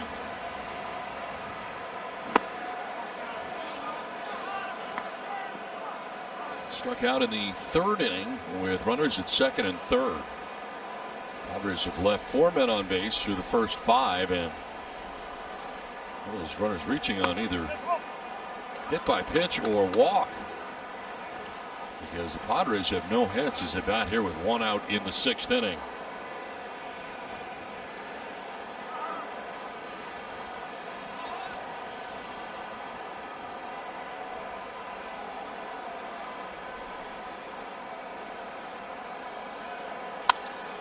Popped up foul off to the left out of play.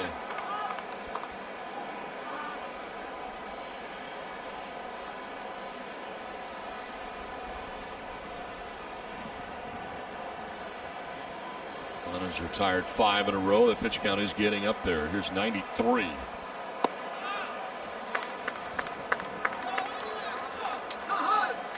Good hitter's count for a good hitter.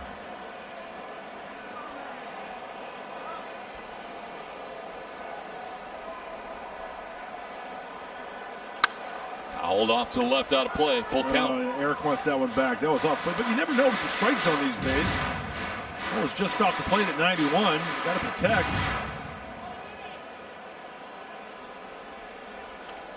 Hey, Machado on deck. 1 out. Top of the 6th inning.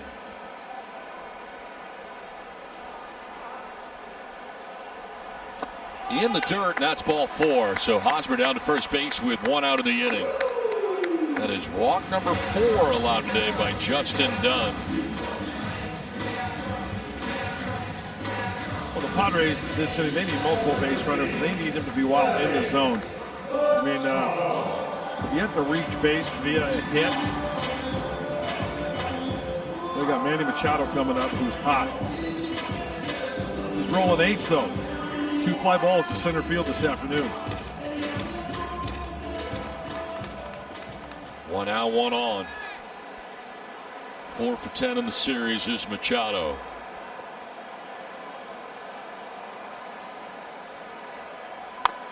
Grounds it foul over by the Mariners dugout. Of course, they're housed on the third base side of Petco Park, even though they are the home team for this series.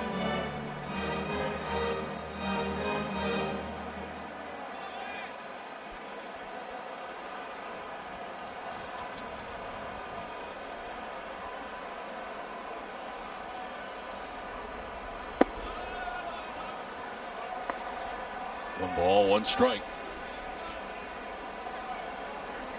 2 flyouts to center field to Kyle Lewis. But Manny Machado has him 0 for 2 on the day against Justin Dunn. Manny needs a fastball about middle in, thigh high.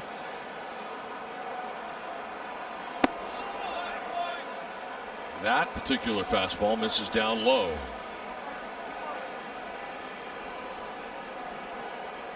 Sevich is up in the pen right now, the left-hander for the Mariners. First action we've seen for either side.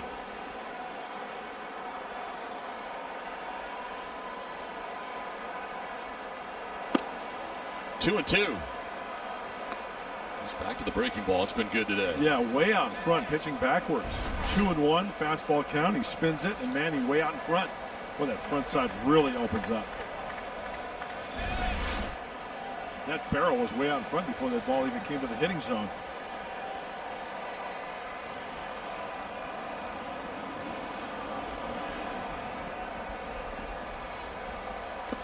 May have gone. He did. He's rung up by the home plate umpire, Bill Miller.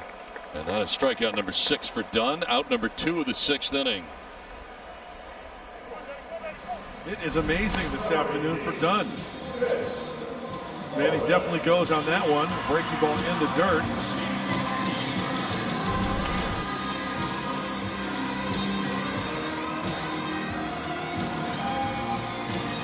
Two down, Hosmer at first base, and here's Mitch Moreland, 0 for 2 today. He struck out looking and flied out to left field. 1 for 7 now in the series. Fly ball to left field. Marmoleos was playing shallow. He's going back. Going to be over his head. One hops up into the seats, and that is going to go against the Padres as it works out. That stays in the yard. Hosmer scores. But it goes up and over on the ground rule double. It'll be 2nd and 3rd. Bad break there for the Padres. Oh, that stinks. Breaking ball that Mitch takes the other way. There's a mistake over the heart of the plate. And the Padres do not get the bounce. They want that one, as Don mentioned, to stay in the yard. Hosmer would have scored easily. Ouch.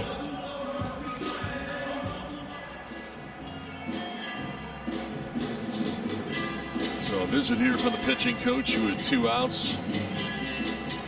Action in the pen for the Mariners. Up over 100 pitches is Dunn. That double breaks up the no-hit bid for Dunn, who went 5 2/3 without giving up a base hit today, and it's an extra base hit for Mitch Moreland.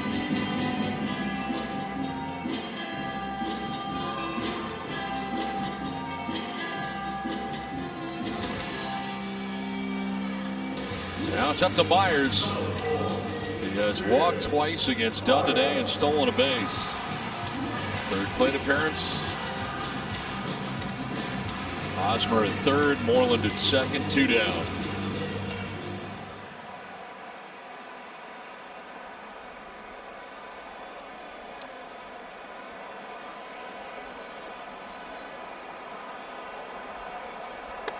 Strike 1.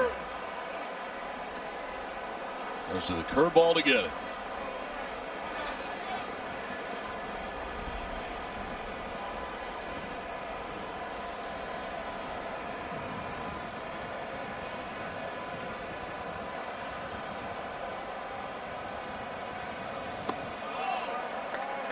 He's off a pitch away to even the count of 1-1.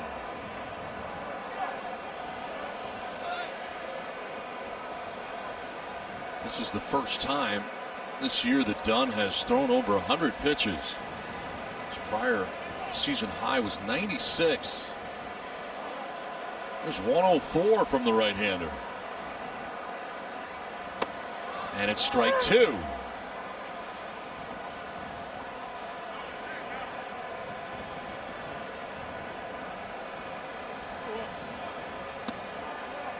Padres trailing by a run as they bat in the top of the 6th inning. Here's the by-inning breakdown for Justin Dunn today.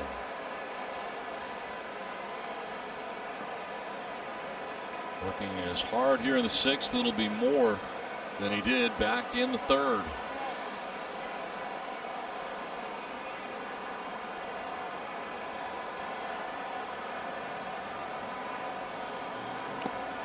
2-2. You know, another thing I look at Dunn this afternoon, his wildness.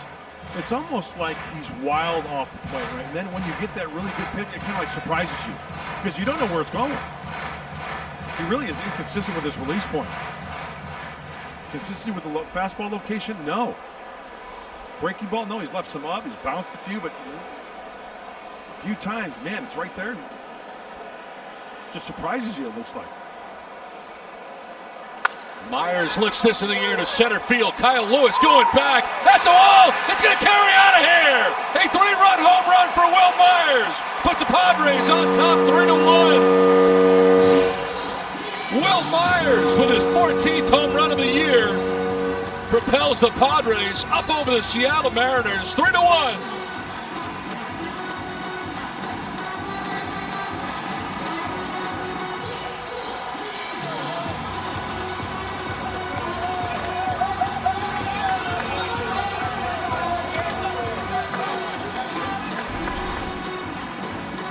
There's the mistake.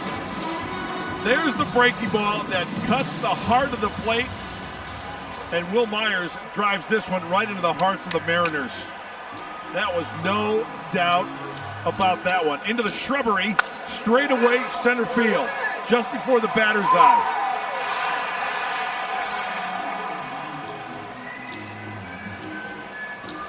El Gallo. So from the no-hit bid to a 2-run deficit and the end of the outing for Dunn, Padres have a 3-1 lead. Got that for Will Myers. He's going soft right there. Dunn with the breaking ball. There's a breaking ball off the plate, making him fish for it. No, there's the take. Okay, now he's seen the rotation. He's seen the arm slot. This is nothing but soft stuff. There's a bad wrinkle. Will saw too many breaking balls. That one split the heart of the plate, and Will made him pay. It was only a matter of time for that kid right there to make a difference, and with one swing, the Padres lead by 2. New pitcher is Anthony Misevich into this game for the Mariners. Well, the left-hander, 25 years old. He's got the cut fastball, a four-seamer, and a curve. Enters his 19th game. And I mentioned this Mariners bullpen. Maybe the Padres can add on because they're not good. ERA over 6 for the Mariners in that pen. Well, Dunn was good up until he wasn't. It might take 103 pitches to pitch a gem, right? It's that one pitch, 104th pitch or whatever pitch it was, that's the difference in a game. Had not allowed a hit through 5 2/3 innings with 6 strikeouts at that point before giving up the double to Mitch Moreland, and then consequently setting the stage for Will Myers to hit a 3-run home run.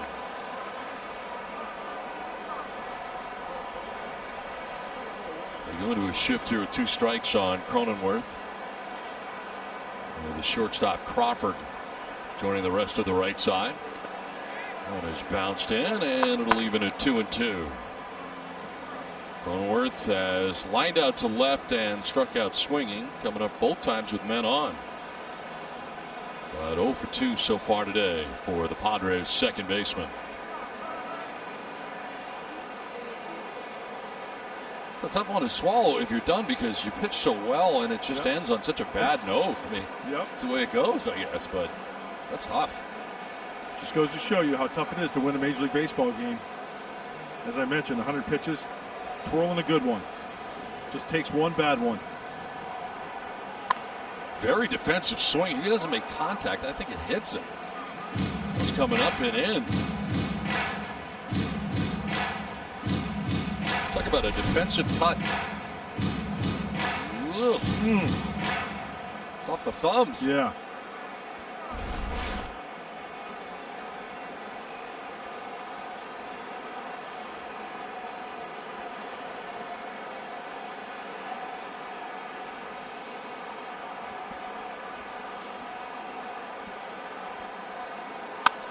Fly ball, right center.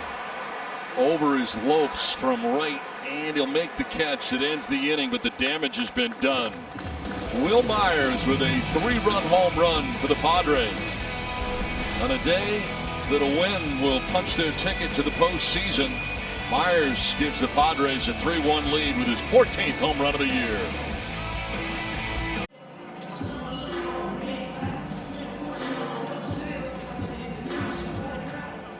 3-1 thanks to that guy right there, Will Myers.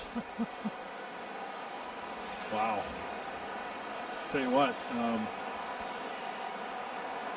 is it the belt? Could be. It's pitch 75 for Lamet. Shutdown inning for the right-hander needed right here for Dinelson. Big time as J.P. Crawford leads it off. Dylan Moore, then Kyle Lewis. Liberty gets on. Kyle Seager, pretty much the toughest part of this Mariners order in the bottom of the 6th inning. And that gave up a run to the Mariners in the 5th. Now he's got a 2-run lead as he takes the hill for the 6th inning. That's a strike. 95.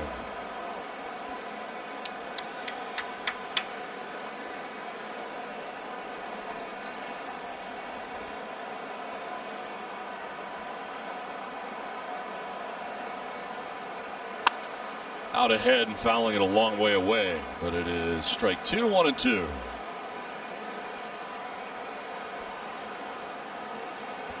There's Dylan Moore.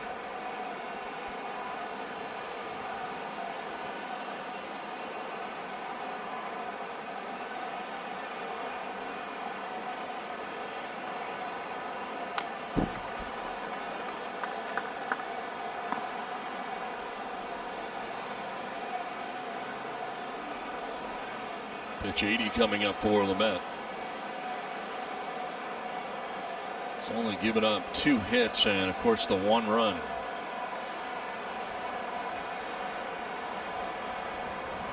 Swing and a miss, and striking out is Crawford, making 8 strikeouts for Dinelson Lamet. This is one of the better sliders he has thrown this afternoon. And the reason why I say that is because the tilt on it. Straight down. Watch the trajectory of this one. Down. Straight down. Get up on top. Spin it.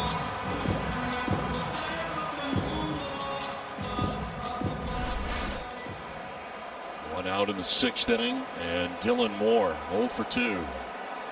He has struck out twice, both times swinging.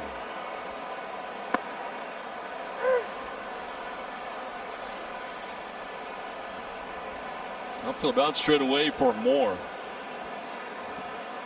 0 for 7 in the series.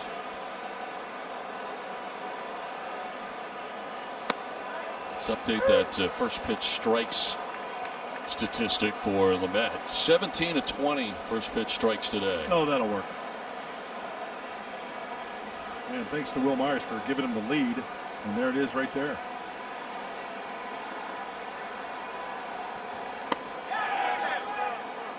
Foul tipped into the catcher's mitt. That's strike 3. Moore does not believe it, but he's strikeout victim number 9 and strikes out for the 3rd time today. And this will bring his manager out, Scott Service. Moore does not think he made any kind of contact there, nor did he swing. Not going to win this battle against Bill Miller, the crew chief. That's 9 strikeouts for Lamet.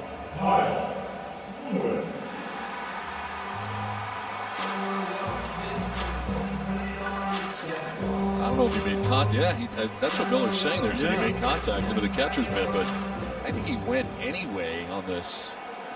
I don't know if there was contact or not. I couldn't tell you either, Don.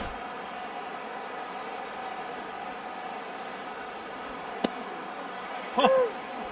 Thank you. I keep throwing it out there, Dinelson. My goodness.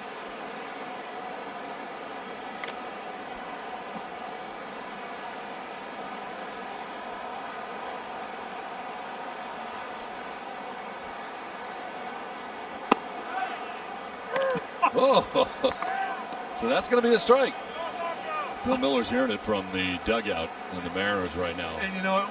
Yeah, he should probably, yeah, right? Absolutely. I call them both ways. Padres, Mariners, Mariners, Padres. That's a horrible call. The last 2. Horrible.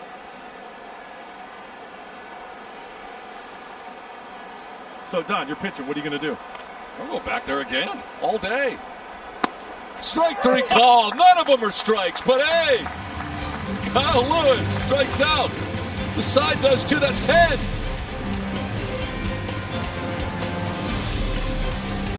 Time now for the Callaway long ball, and the difference in this game, the home run by Will Myers, 430 feet away. Out to center field at 106.7 miles per hour, 29 degrees on the launch angle. Gives the Padres a 3-1 lead. At the end of the day for Justin Dunn.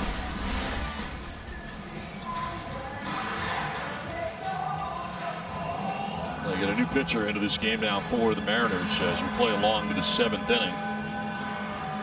Eric Swanson is the new pitcher. 8th game for Eric Swanson. Well, the ERA in those 5 2/3 innings of work, a lot of action. 17.47. Opponents hitting .423. Ouch. He was on the 10-day IL recently with a strained right forearm. His last outing roughed up for 3 runs, 4 hits, and walked a batter in a third of an inning. That was against the Giants back on the 16th. Time to add on clinch day. Magic number 1 for San Diego.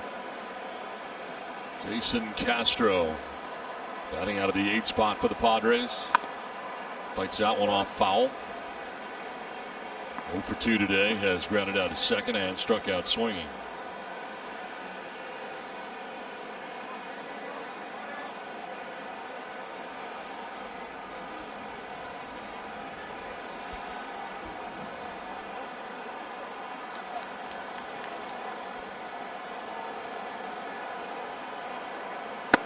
Down 0-2.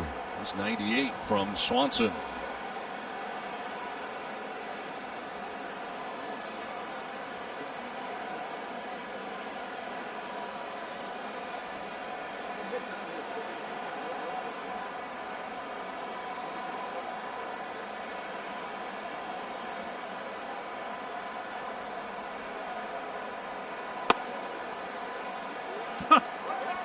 This is unbelievable. It's hard to follow along. This is comedy. It's hard to predict. This is comedy. This is great.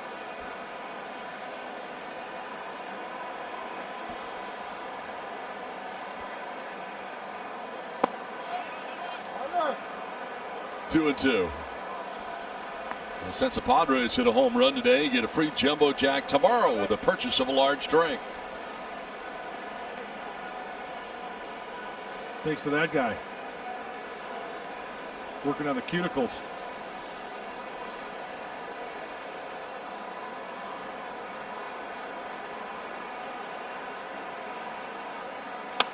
Slowly rolled down the first baseline. It'll stay foul.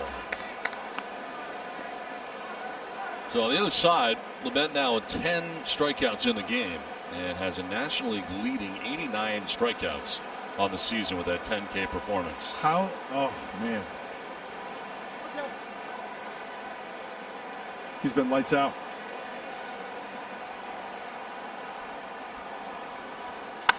Lined and caught at first base. White goes to the backhand. Castro's out number 1 of the 7th inning. Well, it has been 14 seasons since the Padres were in the postseason. You go back to 2006. They clinched a playoff berth. It's the Arizona Diamondbacks. September 30th. Adrian Gonzalez on that squad. Yeah.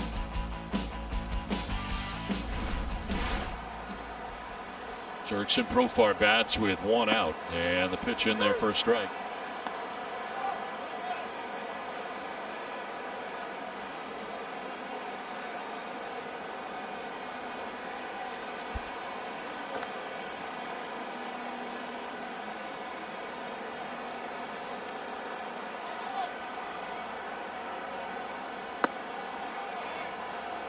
I am curious about the lineup That day.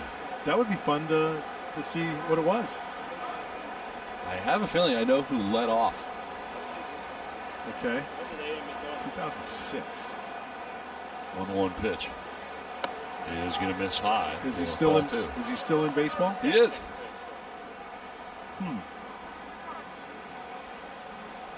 There it is. Hey, Doc Roberts, Dave Roberts. He manages the team up north. Yeah. Blummer, Josh Barfield, and Boomer, David Wells.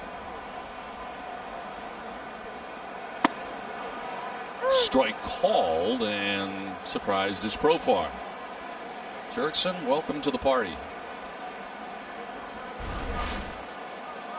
You never know when that's going to happen, you know. He looks really surprised. You don't know what a strike is. 2-2. Fouled off to the left out of play.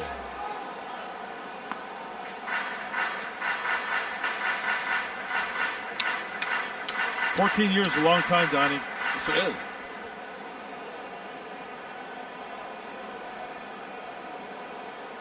Top of the order, Trent Grisham with one out here in the 7th.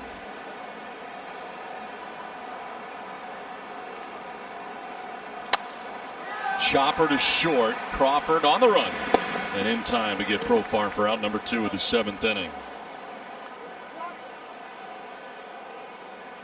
This copyrighted telecast is presented by the authority of the San Diego Padres and may not be reproduced or retransmitted in any form. And the accounts and descriptions of this game may not be disseminated without the express written consent of the San Diego Padres.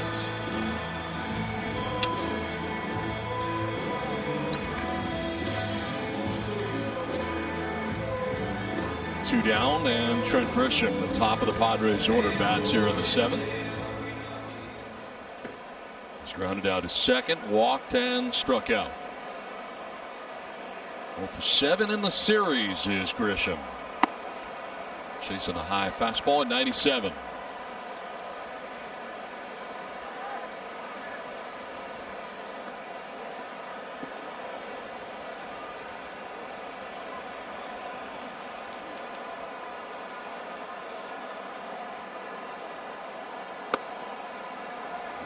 And by him. 0-2. That's an easy 98 from Swanson. Four-seamer, slider, change up.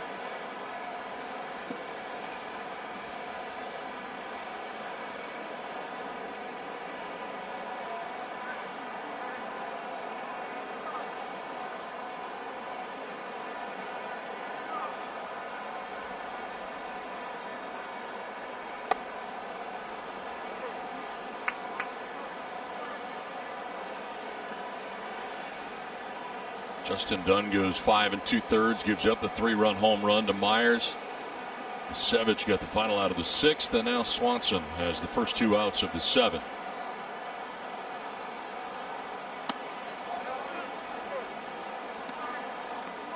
Two and 2.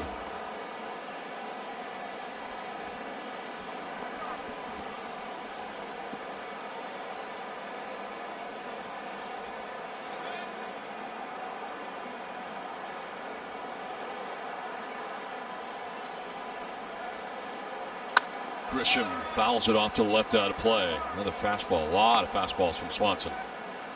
Consistently 97, 98. Working downhill. High 3/4 delivery, so he gets that angle.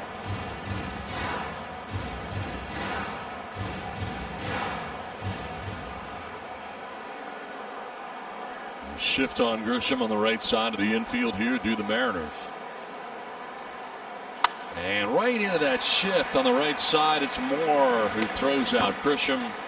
And that will end the top of the 7th inning. Padres are down in order. They take a 3-1 lead to the bottom of the 7th inning. We'll keep it right here for 7th inning stretch and the singing of God Bless America.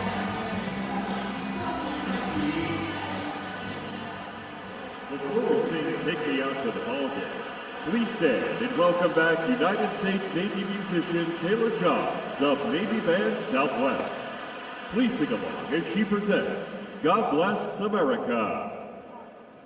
God bless America, land that I love. Stand beside her and guide her through the night with the light from above. From the mountains to the prairies, to the oceans,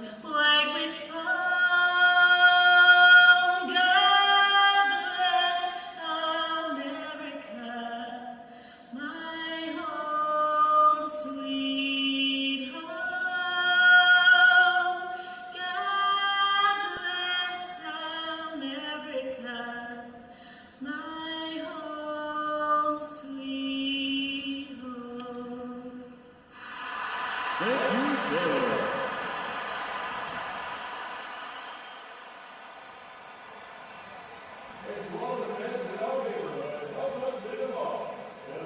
T-Mobile ticket to the game. Well, Dinelson Lamet is done after 6 innings, giving up 2 hits, 1 run. He would strike out double figures 10. He walked 2. Will Myers with a big 3-run home run. On the other side, Justin Dunn had not allowed a hit through 5 2/3. He gives up more than that. He ends up giving up a couple of hits and the 3-run home run. He's on the hook. Here's Drew Pomeranz pitching in the 7th. 18th game for the left-hander and having one heck of a year. 7th inning guy today with the 2-run lead. And Donnie, I gotta tell you, I gotta be honest with you. I was thinking selfishly. I wanted Dinelson to go out there and get that 11th strikeout. It would have been 3 consecutive outings with 11 strikeouts. Wow. Finished with 10, as you mentioned. But my goodness, he was once again, he was electric this afternoon. You know, and he probably had more in him. I mean, 86 pitches, 65 for strikes. First pitch strikes to 18 and 21, but 86 pitches. And you know what? I think it's a good thing. It's a good workout. He leading the game, and you're turning it over to a bullpen that has been throwing really, really well lately. Right.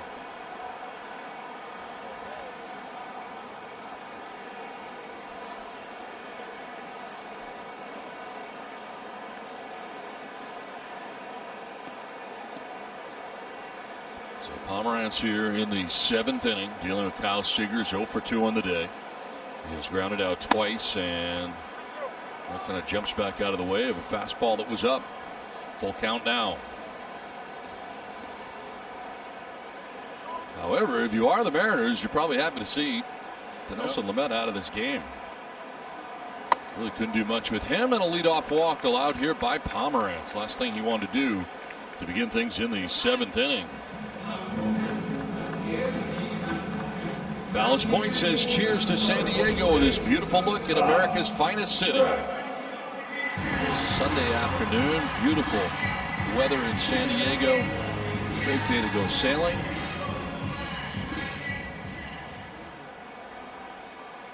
Even better day to be watching Padres baseball. And even a better day to hopefully watch them clinch. It's Ty France.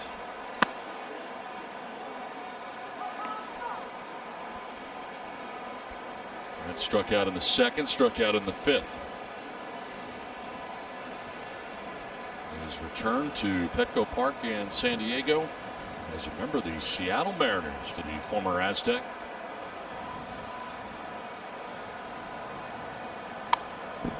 To the screen, and it's 1-1.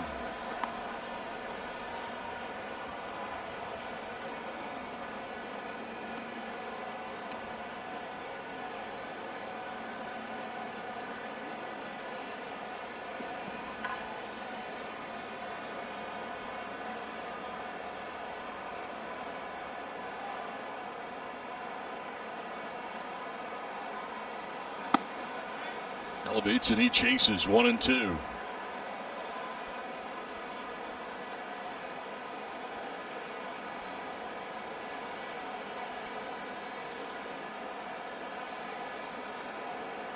That is not Marmoleos. We got a pinch hitter who's going to be coming up here, it appears.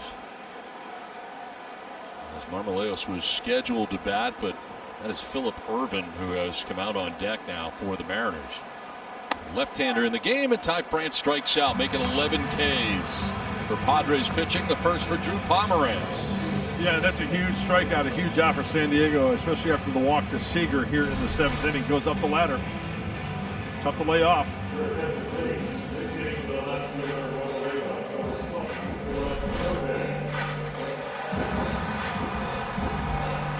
The Padres fans, your Padres pitchers have struck out 9 or more batters, and in this case, 11.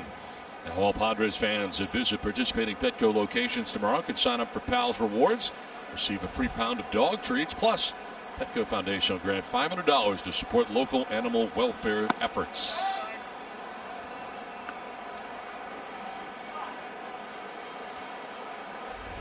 Philip Irvin pinch hitting, 149.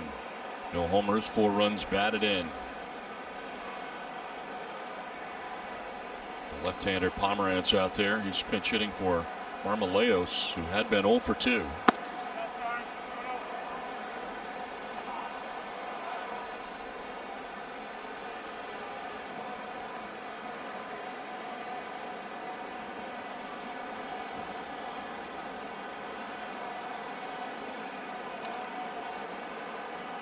Moreland holding on. Seager at first. Not a big lead. And a foul to the screen makes it 2-1.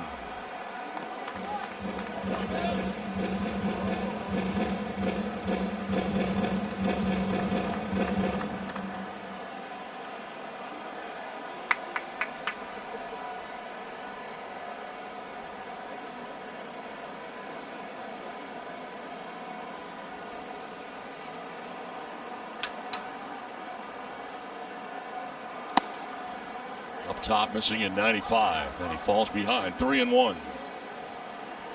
To the pinch hitter Irvin, with Evan White on deck for the Mariners.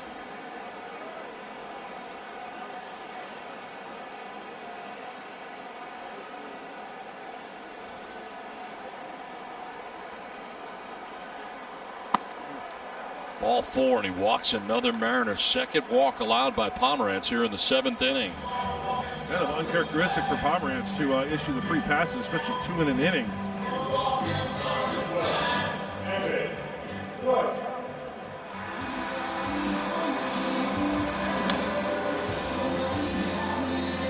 Evan White has grounded into 3 double plays this season for the Mariners.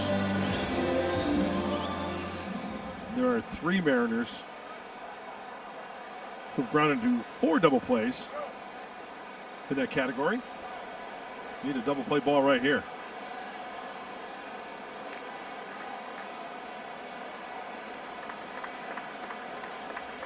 One out. Seager at second base. Irvin at first. Evan White is 1 for 2 in this game. He singled and scored. The Mariners run in the 5th inning.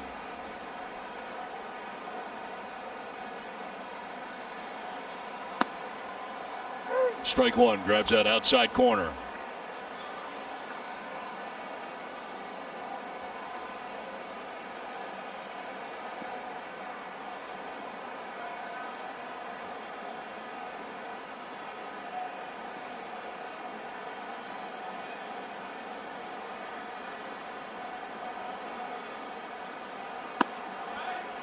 Strike 2, same spot.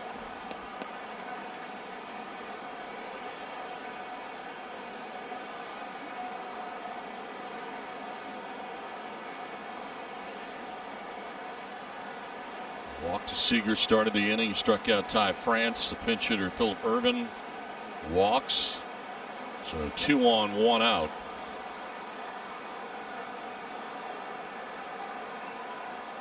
White with a swing and a miss, and he strikes him out. Second K for Pomerantz. What a strange line this is so far. 2 walks, 2 Ks. Yeah. Walk, strikeout, walk, strikeout. Hopefully he doesn't continue on this pattern as he goes up and away again. Let's see how late he is on this one. Right underneath it.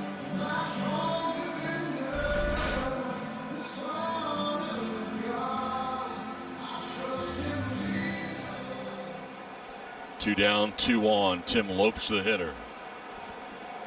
Shadows being cast across the infield from the light tower off to the left. The shadows right in behind the mound.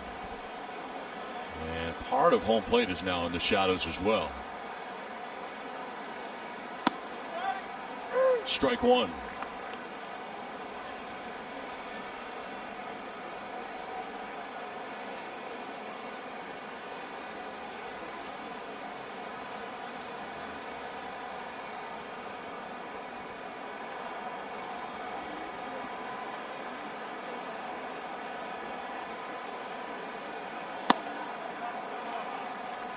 Ball and a strike. Double-barreled action in the pen for the Mariners right now. Kendall Graveman and Johan Ramirez up in the pen. They've used Dunn, Sevich, and Swanson so far in this one.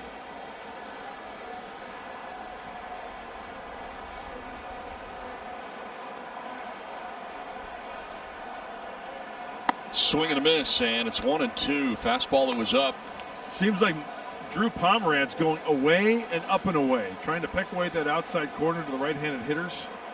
And they just cannot catch up to it. If they do make contact, I'll tell you what, Will Myers is going to get a fly ball out in right field.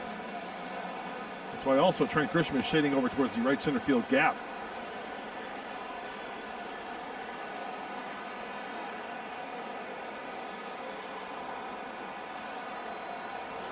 Lopes will pop it up. First base way. Moreland steps into foul ground. He's got a play, and he makes it to end things in the 7th. Pomeranz works his way around 2 walks. 3-1 Padres.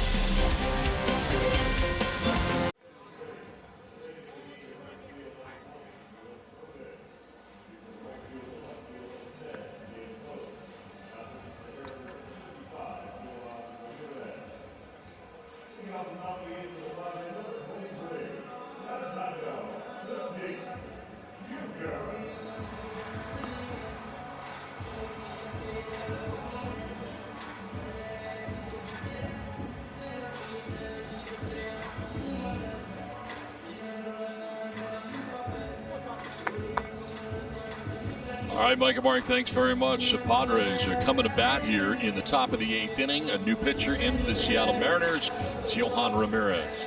Well, the Ricky Vaughn of the bullpen for the Mariners, 16 walks in 17 innings. Wow. But opponents only hitting 103. He can get it up there, too. 95, 96. He's pretty much a 2-pitch pitcher. 4-seamer and a slider from Yohan Ramirez. Fernando Tatis Jr. is hitless today. He's put the ball in the air 3 times, 0 for 3, as that'll miss. And evens the count of 1-1. You can see that herky-jerky delivery from Ramirez.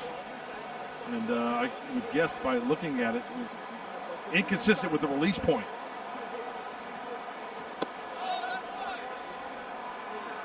Defensive changes here for the Mariners as Irvin had pinch hit. He'll stay in the game in right. And moving from right to left is Lopes.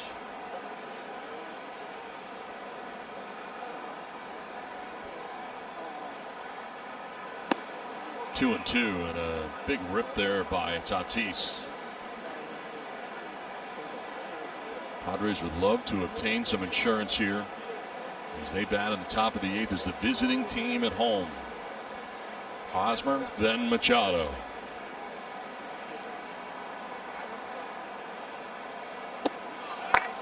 Full count.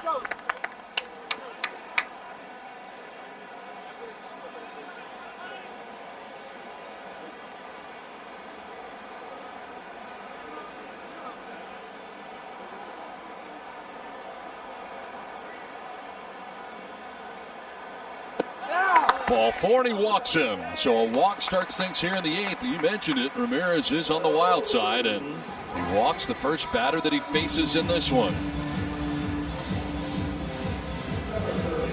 There's 5 walks handed out by Mariners pitching in this game.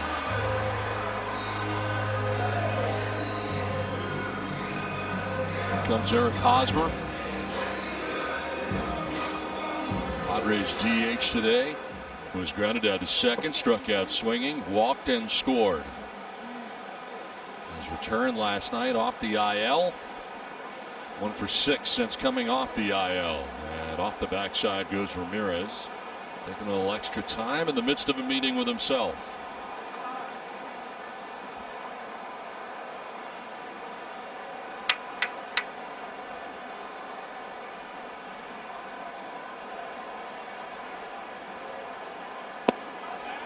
Down and in.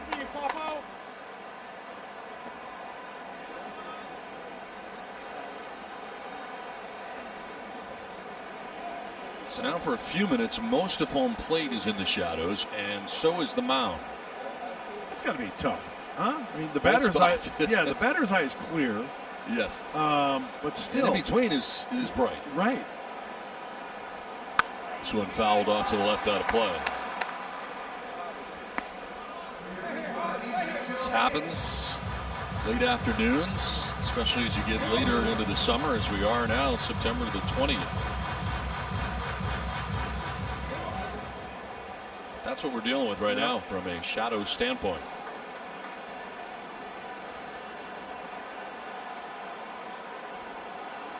It's a 1-1 to Hosmer.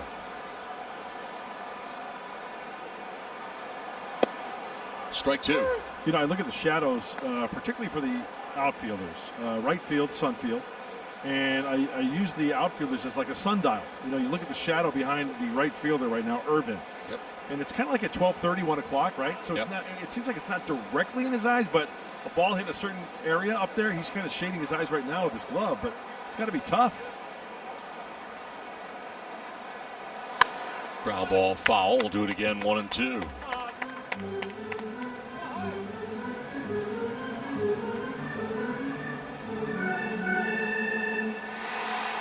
Longest postseason droughts entering the 2020 season. The Mariners 18 seasons. The Padres 13.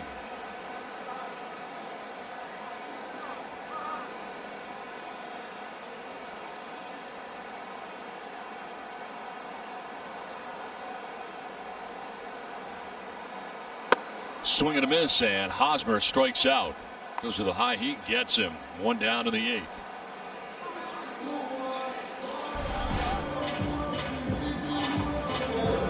Outer third, just challenged him.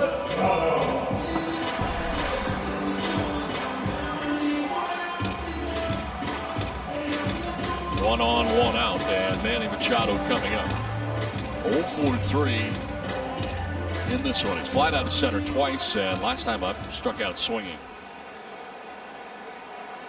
4 for 11 in the series, and that average at .317 right now on the year.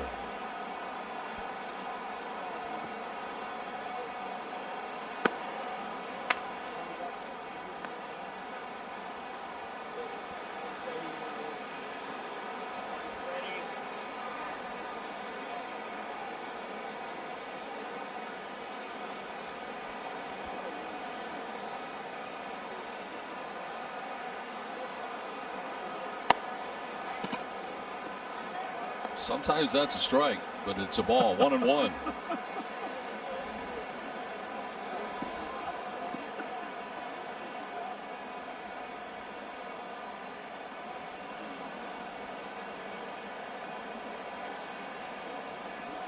Tatis with that lead at first base, held on over there by White.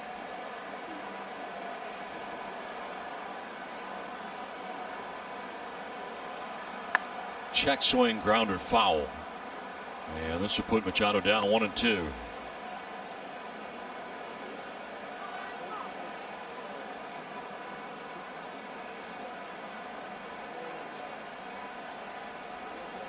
Machado now and Moreland next with 1 out here in the 8th.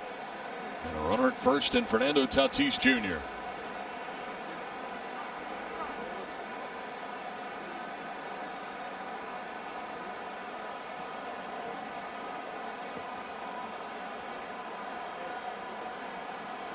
Starting to stop for Tatis, and a ball up top to make it 2-2. I'll tell you what, the numbers for Ramirez are mind-boggling. Going into before this appearance, 17 2/3 innings pitched. We mentioned the walks, right? 16. He's only given up 6 hits. Not a lot of contact. No. It's got to be an uncomfortable at-bat, I would say, against Ramirez. Tatis takes off. Machado swings away and fouls it off. That time Tatis was running. Time before he bluffed. This time had the jump.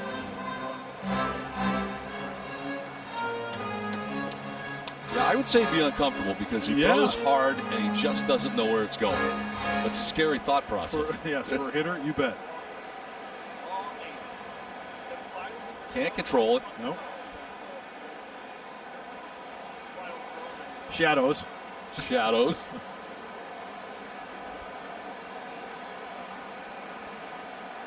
Machado pops it up. Foul ground. Evan White by the Padres dugout will make the catch at the railing.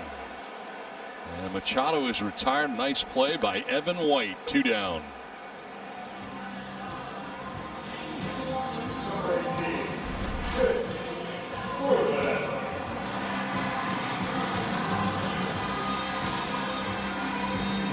Quick flash look. Ball wasn't up there for that long of a time, so as soon as that ball is caught and the runner get back, Tatis.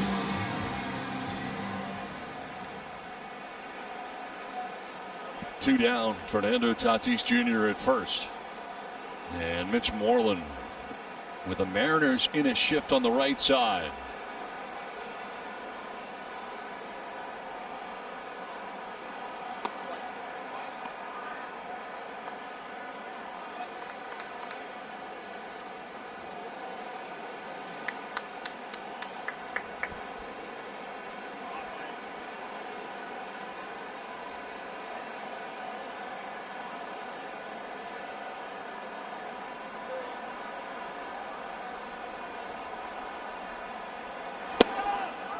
Ball and a strike as Tatis gets back to the bag at first. Looked like Odom was going to hop up and fire down to first base. That secondary lead getting pretty large. Bill Miller's yelling into the Padres dugout now. Who's he yelling at the clouds? I think it was the dugout. Oh, okay. Yeah.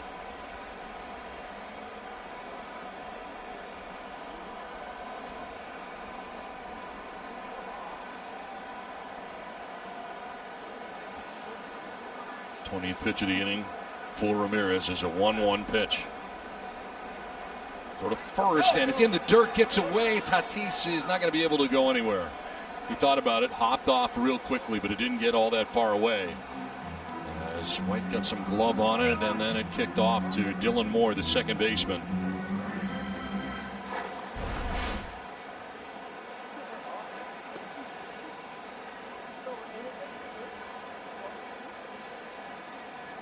Trying to get like a catcher, get that right shoulder there to block it. I was going to say glove or shoulder. I'm not sure which. Wow.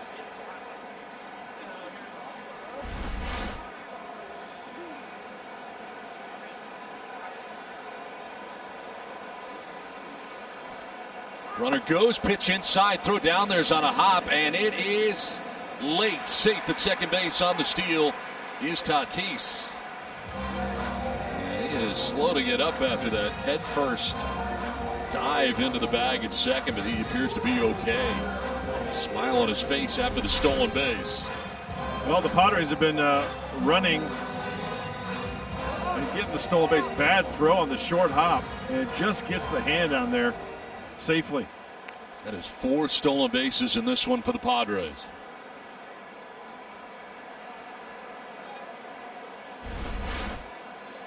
So now Tatis in scoring position with 2 down, looking to obtain some insurance. That one almost got away. 3-1 now to Moreland.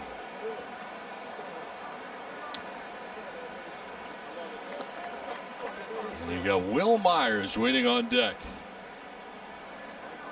A 3-run shot for Will back in the 6th inning. The difference in this game.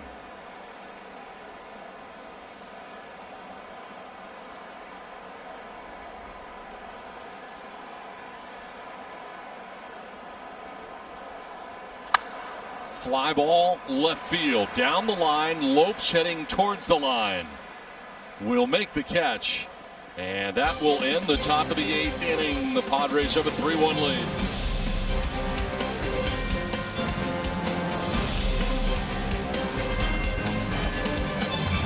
Diego presents Padres Baseball, brought to you by Petco, official pet coach of the Padres. By Ballast Point Brewing Company. Ballast Point and the Padres have teamed up for a virtual beer fest on September 25th. Enjoy the official craft beer of the San Diego Padres. Visit ballastpoint.com to get your tickets. And by Nissan. Choose Nissan today for great offers on our most exciting lineup ever.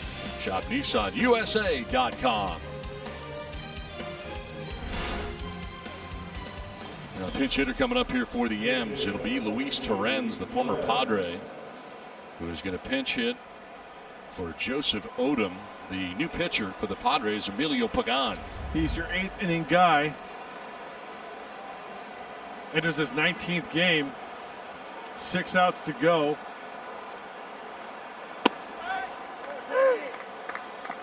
Last time out for Emilio was against the Dodgers.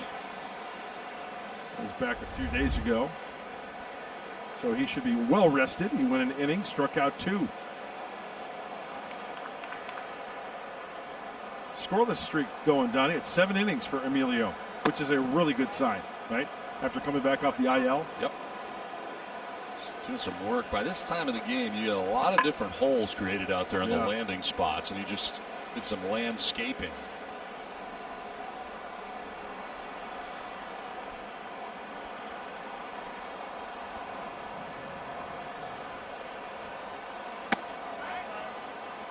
Mariners have used 4 pitchers in this one. The Padres are on their 3rd pitcher. 6 innings today from Lamet. 1 run. He struck out 10. Pomerantz went an inning.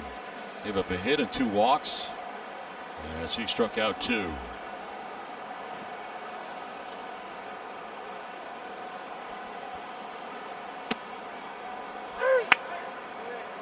95 and strike 2. Torrens will be followed by the top of the order for the Mariners.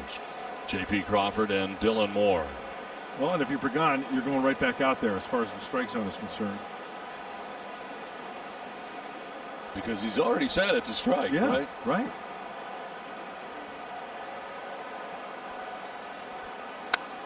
Popped up foul off to the right out of play.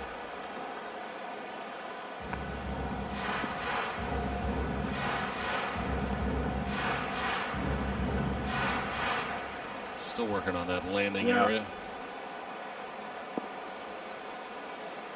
I mean, if it is such a mess, do you change your spot on the rubber as to where you're going to land because of that area? Good question. You know what? That's very subjective to the pitcher that's out there. There's a ground ball through the right side, a base hit, a pinch hit, single for Torrens. Opens up the 8th inning. Well, Luis knows that they need base runners, and he does a nice job of shortening up and just taking this ball. Hands are back. Shorten up on the backside there, and a single to right.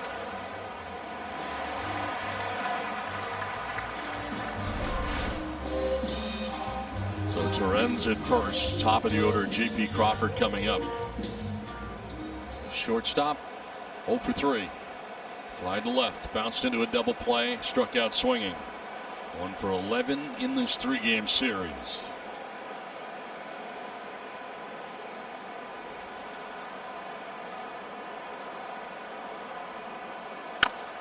Grounder foul.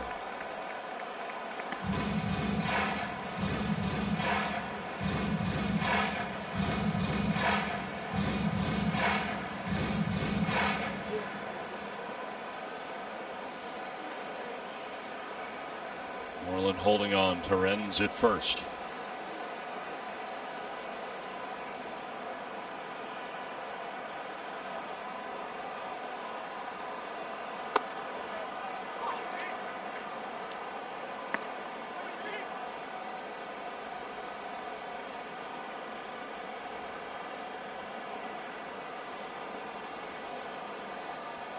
There is more action in the Padres pen as Pagan starts the 8th.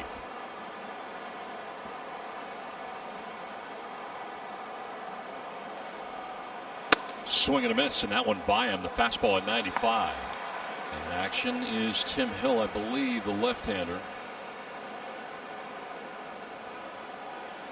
And it looks like Pierce Johnson has just got up. He's not thrown one yet. Now he has.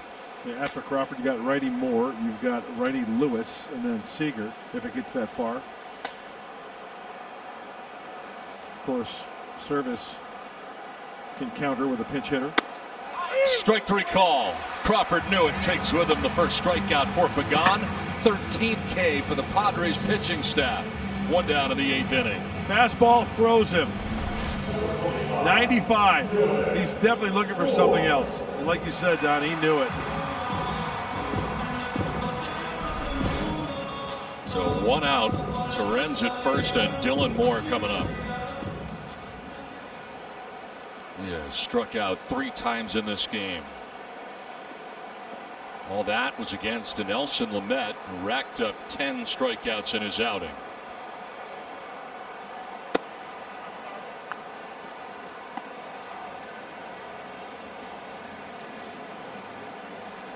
Oh for 8 in the series is Dylan Moore.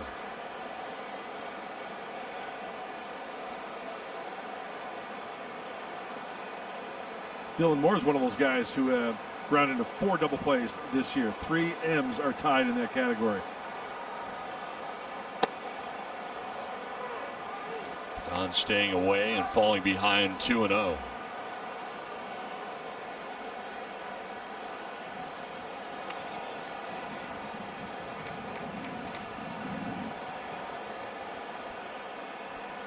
Moreland holding on. Torrens at first. Former Padre who had a pinch hit single to begin this inning. In the air to left field. Back goes Profar looking up, and that ball is gone, and this game is tied.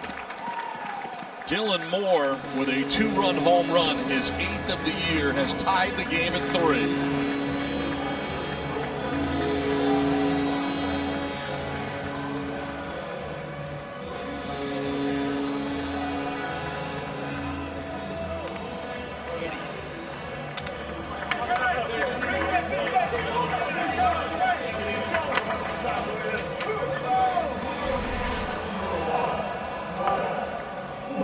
miss there. He wanted that one down and away. That's 95 up, middle in, and turned on it. Got to it quickly.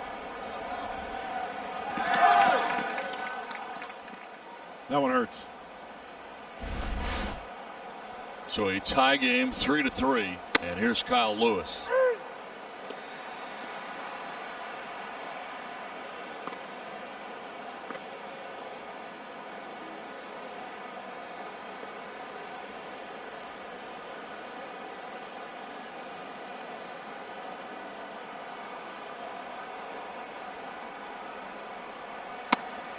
Late on the fastball at 97, it was running away.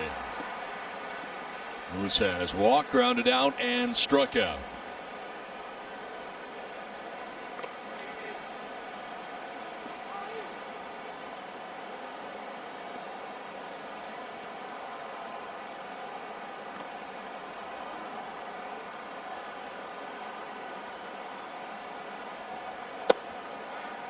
Swing and a miss, and he strikes out. It's the second strikeout for Pagan. 2 down in the 8th. Well, that's a nice bounce back. That's very, very important. Tied up at 3, but hey, you got to forget about that and go to the next guy. And that's a nice combination of pitches there. A nice sequence to put him away with that slider down and away. Here comes Kyle Seager with 2 outs and the base is empty. Padres going into the shift on the right side. Seager has grounded out twice and walked. There's Machado in right field.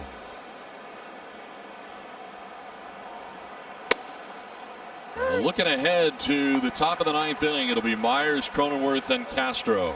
They have options on the bench as well. Anybody gets on, Profar would have a chance. It is now a tie game at the moment.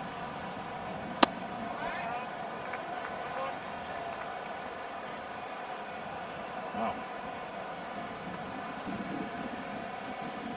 Kendall Graveman warming in the pen. Looks like it'll be against him.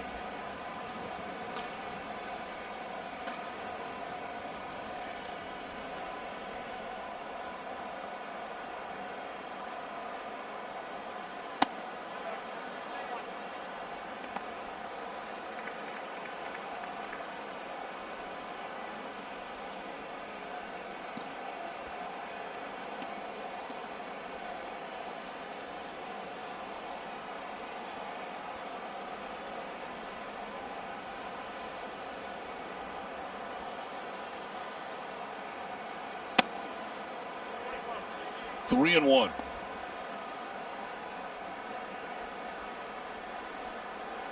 Ty France on deck right now for the Mariners, but Pagan would like to take care of Kyle Seager and keep this game tied.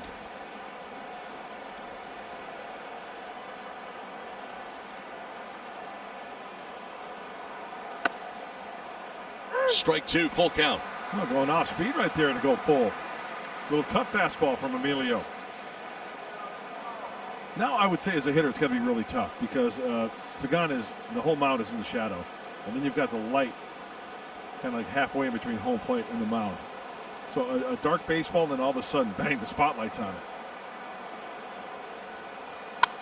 Fouls it off to the left, out of play.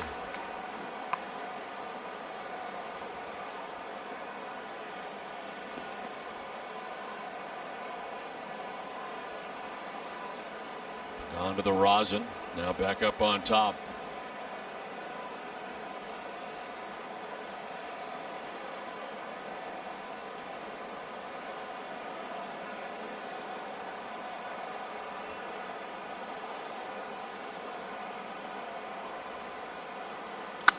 Fly ball headed to left field. Profar started back, now comes in and makes the catch that will send us to the 9th. But the Mariners have tied the game 3-3.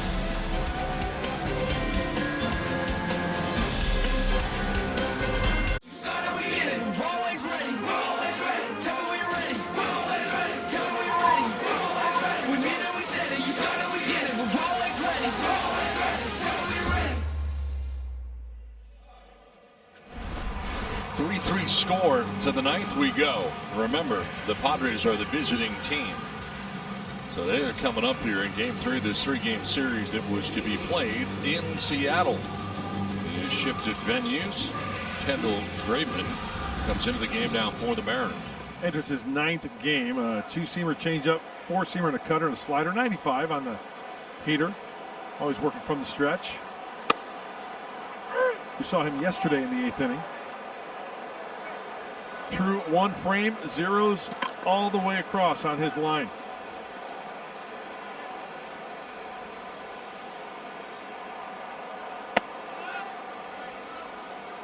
Myers today walked in the 2nd, walked in the 4th, stole a base. Hit the 3-run home run in the 6th inning.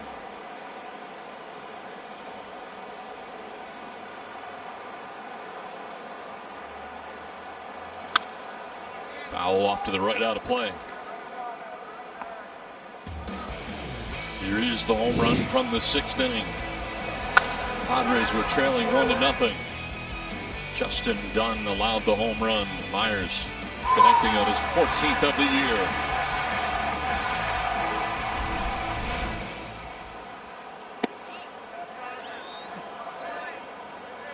Two and two.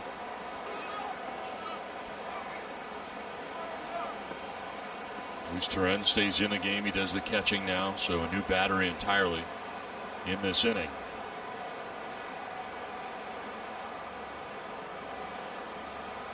Myers chops one left side to short. Crawford's throw is in time for out number 1 of the 9th inning.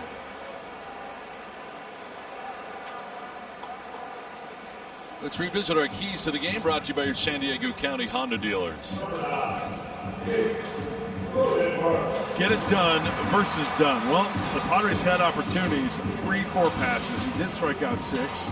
Trying to work the plate in and out. Gave up only 2 hits. Bet on Lamet. Well, he had a great outing. 6 innings, 10 strikeouts. For the last 3 outings, 32 strikeouts. Wow. Jay Cronenworth 0 for 3 will take strike 1 at 97.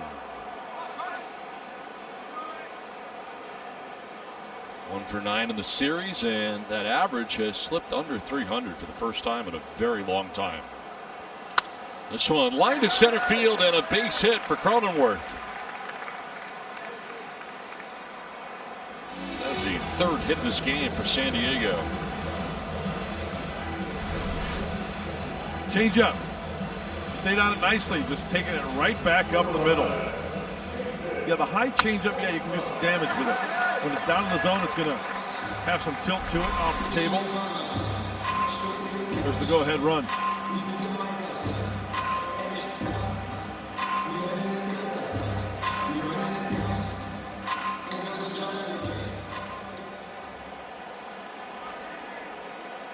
Jason Castro 0 for 3.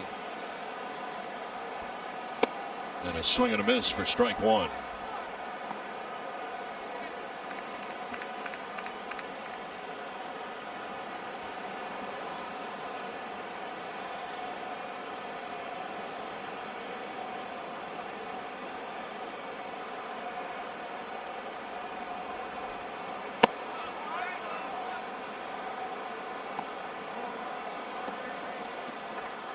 Ground out to second, a strikeout and a line out for Castro today.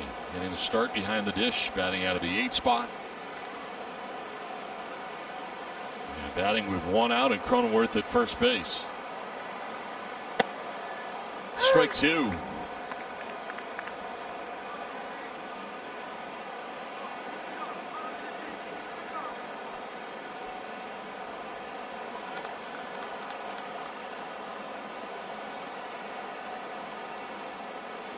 Profar on deck as the Padres bat in the top of the 9th inning. Grounder right side, a bobble there, out and out. It's a double play that ends the top of the 9th inning. We go to the bottom of the 9th, tied 3-3. But boy, he pitched great in this one for the Padres in his 11th start of the year. Padres offensively getting the 3-run home run from Will Myers has put the Padres on top of the time 3-1. This game is now all tied at 3.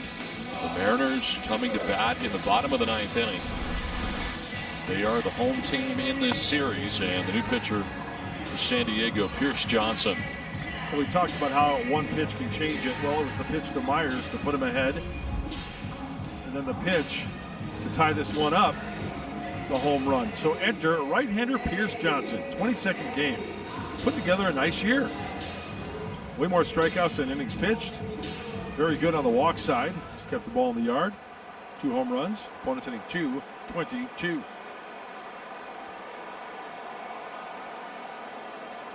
It's Ty France to lead it off. That was Luis Torrens who got a base hit, a pinch hit single to begin the 8th inning. It set the table for the 2-run home run by Dylan Moore. And tied the game, and now here's Ty France, former Padre, leading it off in the bottom of the 9th inning. Trying to walk it off for the M's.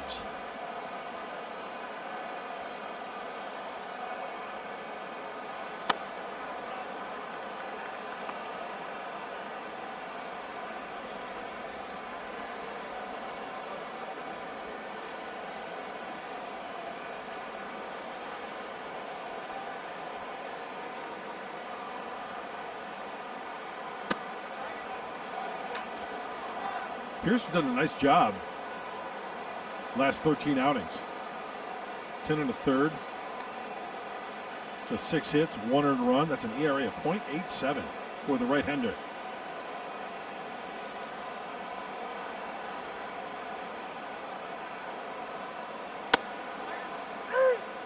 Grabs the inside corner, and it's 2-2. So Emilio Pagan worked the 8th inning, goes an inning, giving up 2 hits, 2 runs. Didn't walk anybody and struck out 2. Padres pitching with 14 strikeouts in this game. As Philip Irvin waits on deck.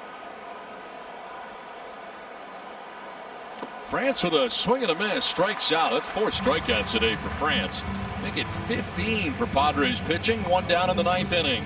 Yeah, tough day at the plate for Ty, as this slider's not even close. Nice job by Castro getting in front of that one there.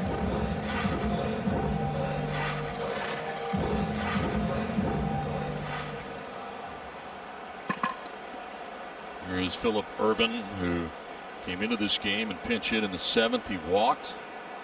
Now he bats in the 9th and takes strike 1.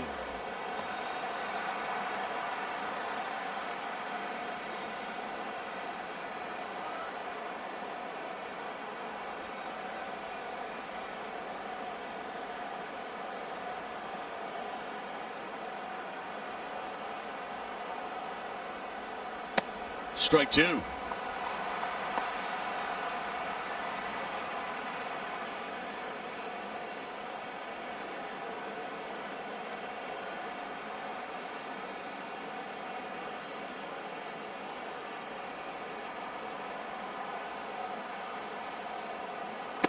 Strike 3. Back-to-back strikeouts for Pierce Johnson. 2 down in the 9th inning. How about the slide step on the breaky ball, that last pitch, kind of catching him off guard a little bit. Really spins that breaky ball. He's got the curveball, he's got the slider. This one wasn't even close.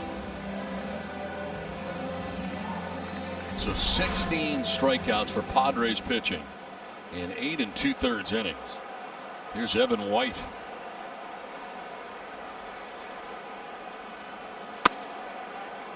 Well, that last breaking ball almost looked like a bigger slider. You know, he throws the curveball. You know, pitchers will do that sometimes. Kind of wrap it, you know, you wrap the curveball and then not wrap it so much. Kind of has that different type of angle to it. That was a beautiful pitch. More slide? Yeah.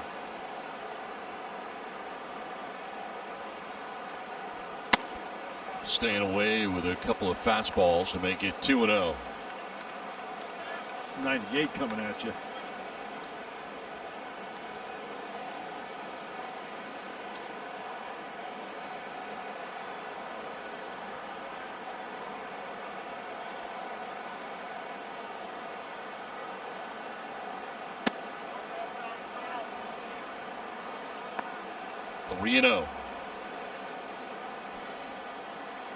Strikes out France, strikes out Irvin. Tim Lopes waiting on deck here for the Mariners.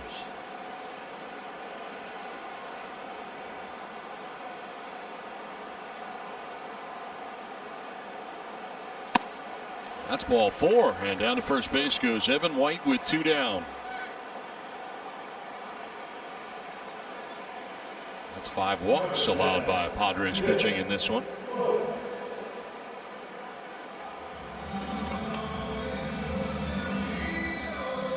Tim Lopes 1 for 3 with an RBI double in the 5th inning.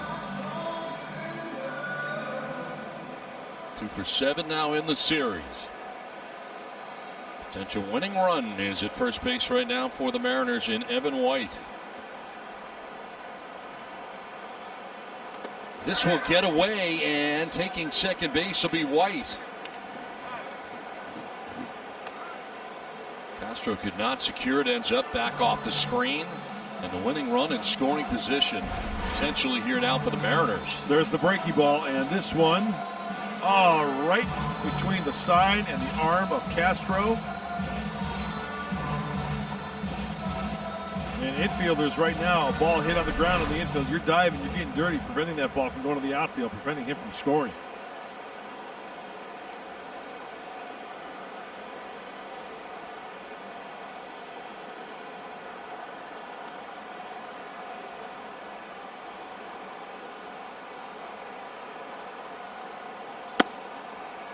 Strike 1, back to the gas at 98.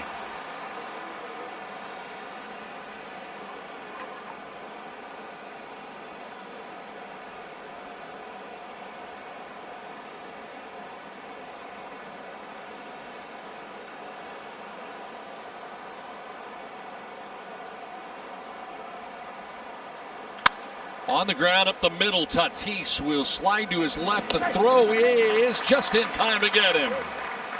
That'll end the 9th. It's bonus baseball from Petco Park, tied at 3. We'll have that runner start at second base. Castro was the last out, but I'm sure going to have a pinch runner at second base. Mateo's got the helmet. Looks like he's going to be headed out there to second base, and he will be pinch running.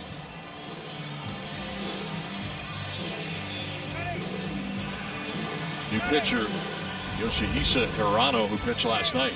Yeah, we saw him in the 9th. He pitched an inning, gave up 3 hits, no runs, no walks, no strikeouts. Enters his 11th game. Throws a lot of split-finger fastballs. Fastball and a breaking ball as well.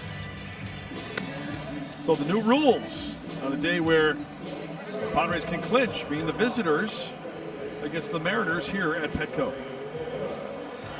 A lot of different stuff going on here. You know, the visitors at Petco Park, and you got the new rules. You got a runner at second base to begin things here in the 10th inning. And Donnie's favorite quote is, "The one may never be enough." No. Right? So here we go.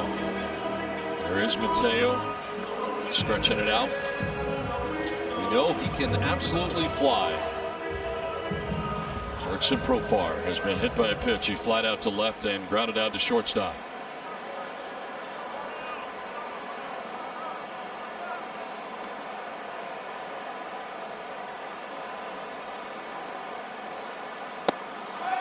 Ball 1.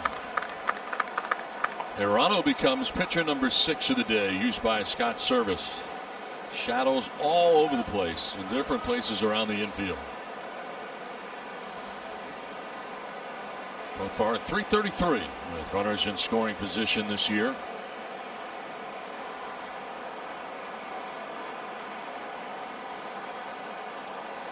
Profar grounds on right side. Moore took a look at third, but he'll go to first for the shore out. And Mateo takes third base on the ground out. It's good hitting right there. You can see him go and get that one and wrap that ball out in front to get that runner, Mateo, over to third base.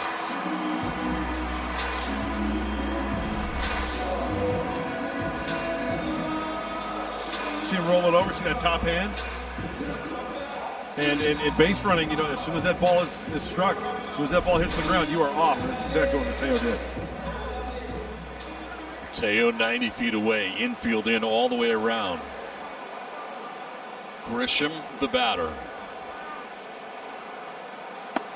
Takes ball one away. Grisham is grounded out, walked, struck out, grounded out. 0 for 8 in the series. Trying to put the Padres on top in the 10th.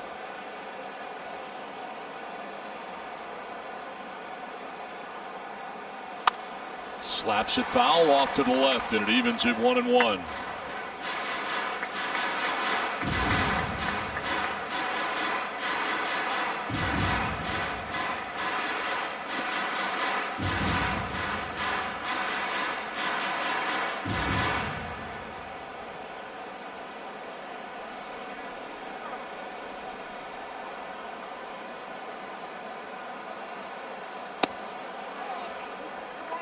Two and one.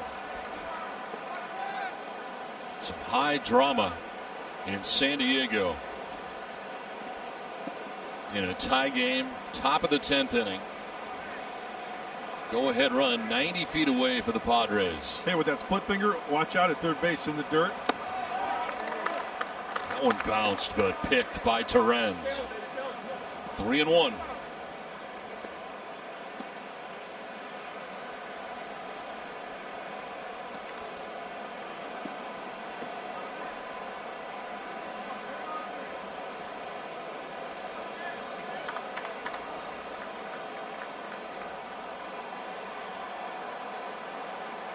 In the dirt, and that's ball 4. Grisham will head down to first base. So not the worst thing in the world. You do set up the double play scenario, but you're trying to get base runners because you're right. You want more than one if possible in this inning.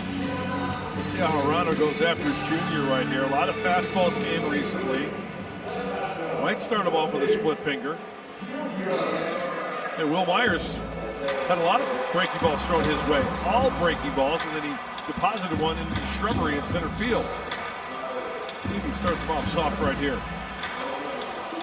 Fernando 0 for 3 with a walk and a stolen base in this game. 2 for 11 in the series.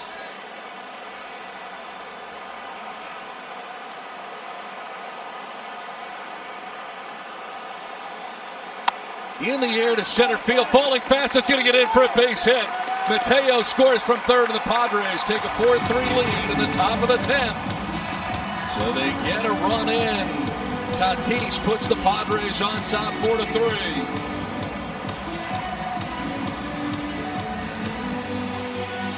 Swinging early. Sometimes when you get jammed, it's a good thing. Up, in, jam shot, and it's a good thing because if that ball is off a sweet spot, it's probably a fly ball to center field. You never know. With the speed of Mateo, he would tag. But any way you look at it, that is a run. That is the lead for the Friars. First and second now, one down. Hosmer.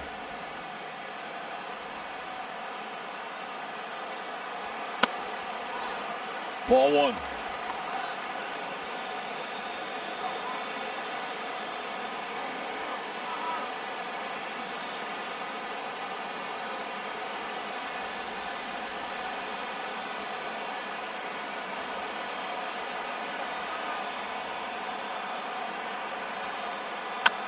On the ground on the first baseline, it is a foul ball. Very close.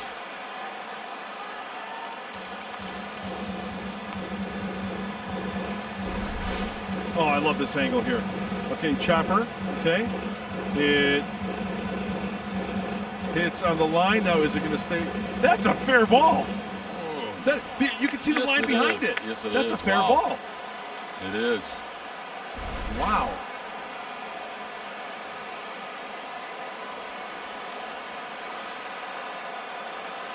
One pitch. And that's away for ball 2. Okay, so that gets over the bag. So that's the first base umpire's call, and he was blocked on it. Moscoso, the first base umpire. It is not the first base umpire's call until it gets to the bag. And he appeared to be blocked because White was standing on the bag right behind it.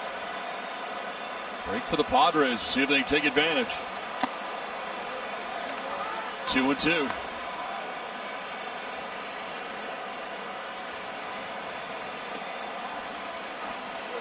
2 for 5 in his career against Toronto.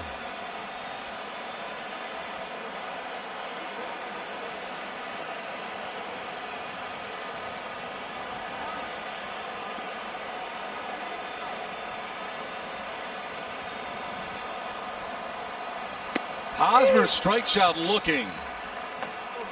2 down in the top of the 10th.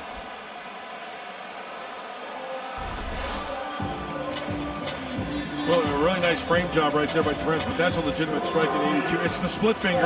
Got it right on the inside corner.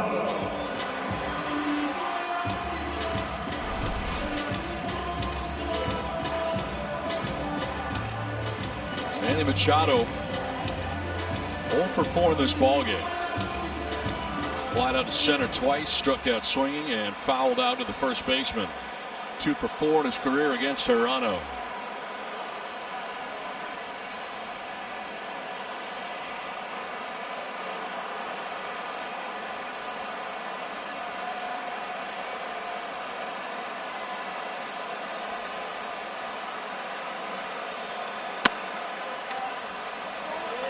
Ball 1 to Manning.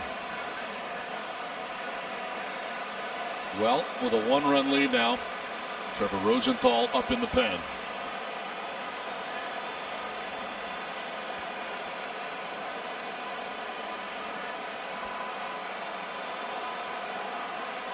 Padres would love some more.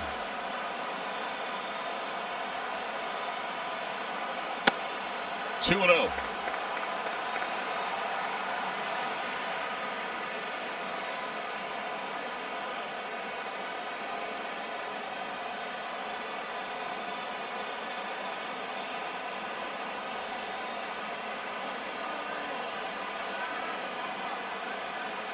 Grisham at second, Tatis at first, 2 down, top of the 10th.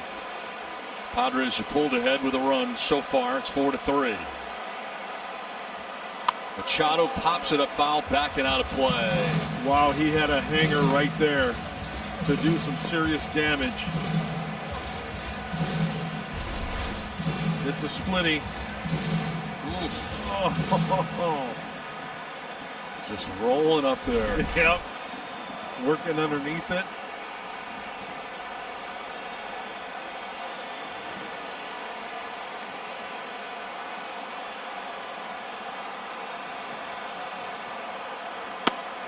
Three and 1. Wow. That was close. That was a strike. Yes, it was. But Torrens was set up inside, nearly coming out of the crouch to catch that ball. Mitch Moreland waiting on deck. With 2 outs here in the top of the 10th.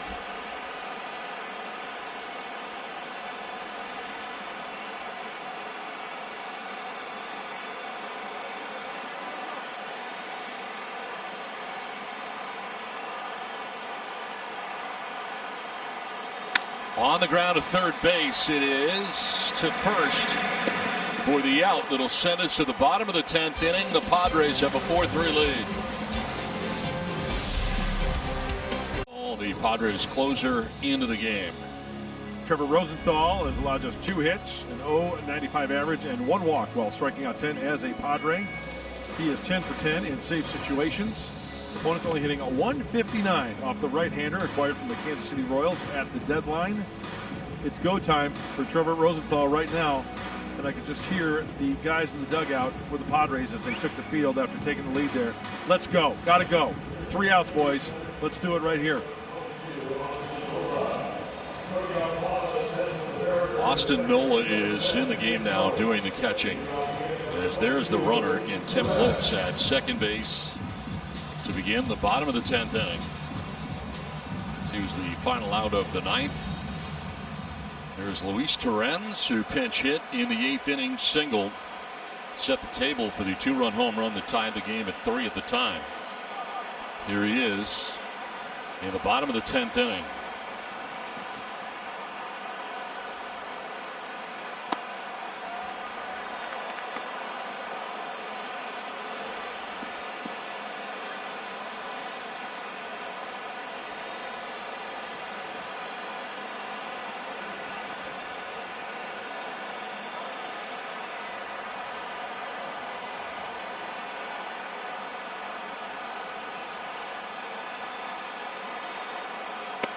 I think he went. Yeah. They're going to check. Yes, he did. Good thing they checked. Moscoso, the first base umpire, said he offered. Yeah, I think he did. A little bit. A little bit.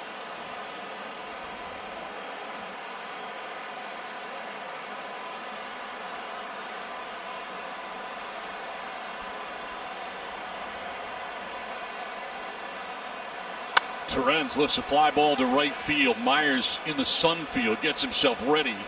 Will make the catch. Tagging, heading for third base. Throw goes to third. It'll be late, and safely to third base is Lopes. 90 feet away, representing the tying run. It was hit deep enough in right field, and Myers had a tough time getting himself set, and certainly was deep enough for Lopes, who's got good speed, to get to third. Yeah, Will did everything he could there.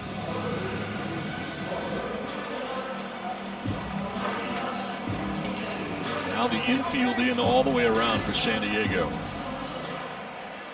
J.P. Crawford 0 for 4 from the top spot in the Mariners order.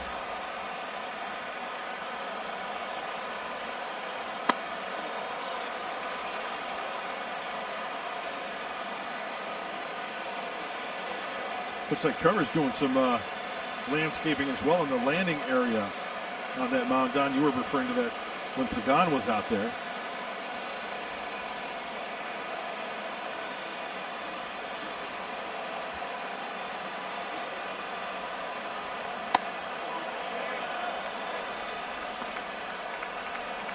There's been 11 different guys out there. Gets chewed up. Between the two teams, 2-0 the count to Crawford. Swing and a miss, 2-1. Fastball up at 98.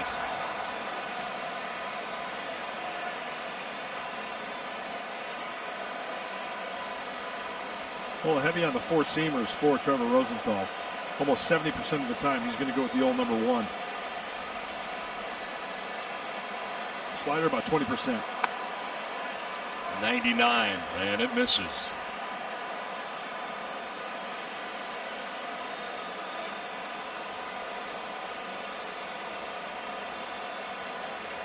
Dylan Moore on deck.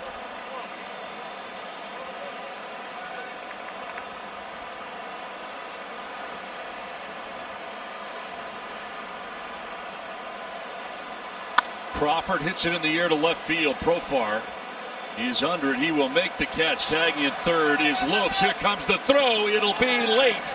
And this game is tied again. So 4-4, a sac fly for Crawford.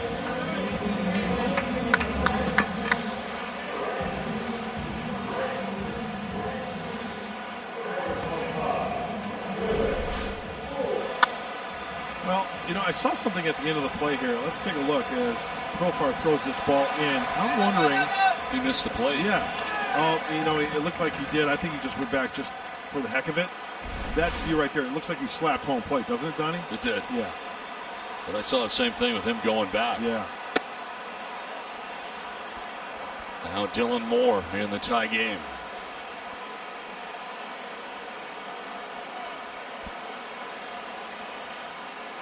One for 9 in the series. He homered to tie this game in the 8th.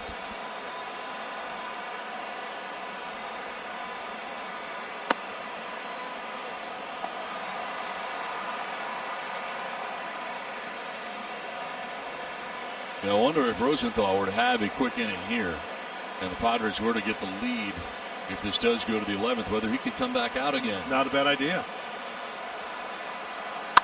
Fly ball, right center field. That ball is hit deeply. Grisham going back, and that ball is going to one hop up and over.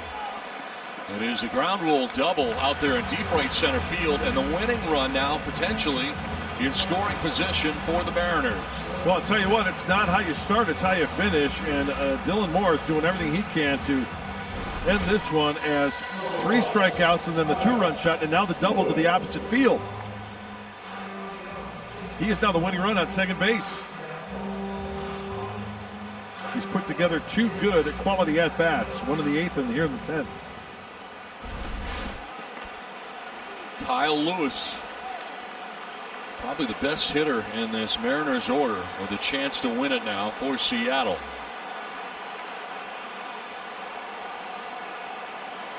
Fouls it back for strike one.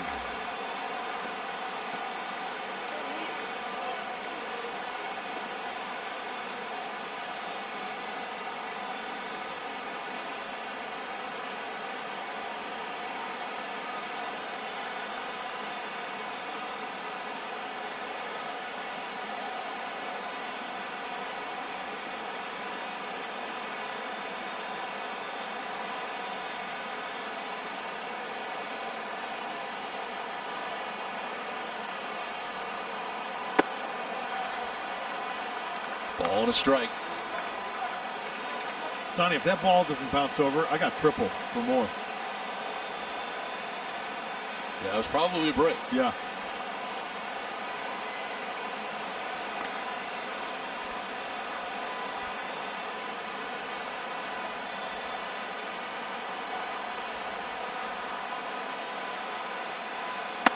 Up and into Lewis at 98 missing, and it's 2-1.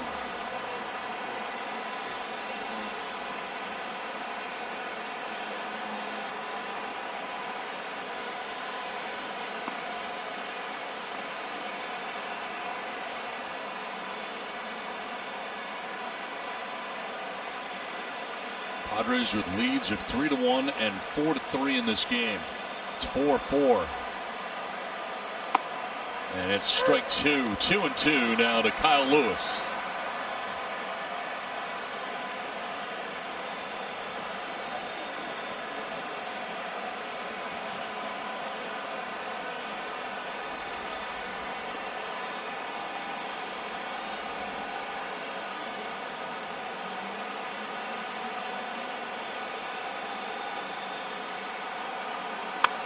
Fouls it off and will do it again.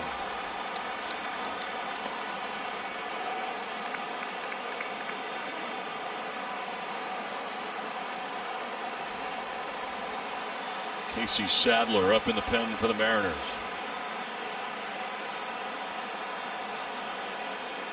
That's the thing. The deeper you go in extra innings, the deeper you get into that pen. And we've talked about it. Mariners pen has not been very good. ERA over 6.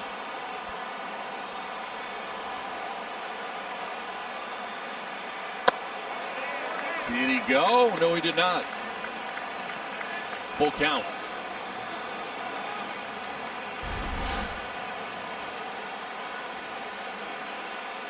No.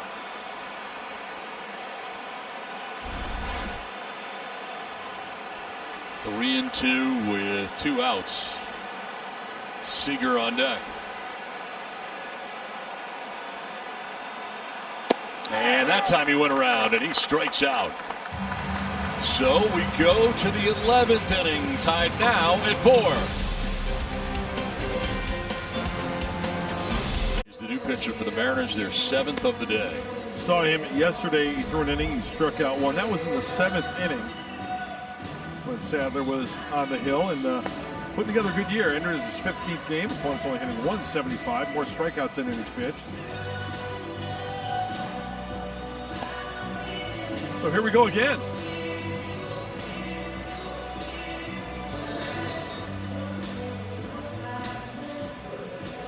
Manny Machado will be at second base. He was the last out of the 10th inning. So he will start the 11th. At second, he's headed out there right now.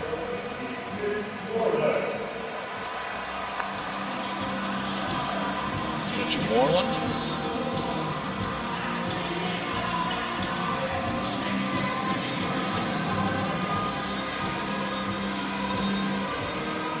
Doubled in the 6th inning. A 1-for-4 day.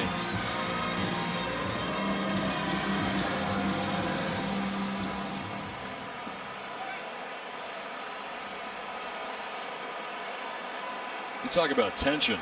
Yeah.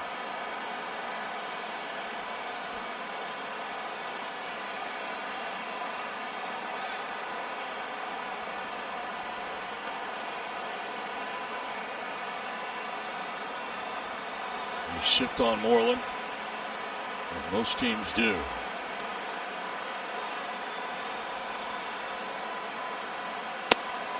Strike one.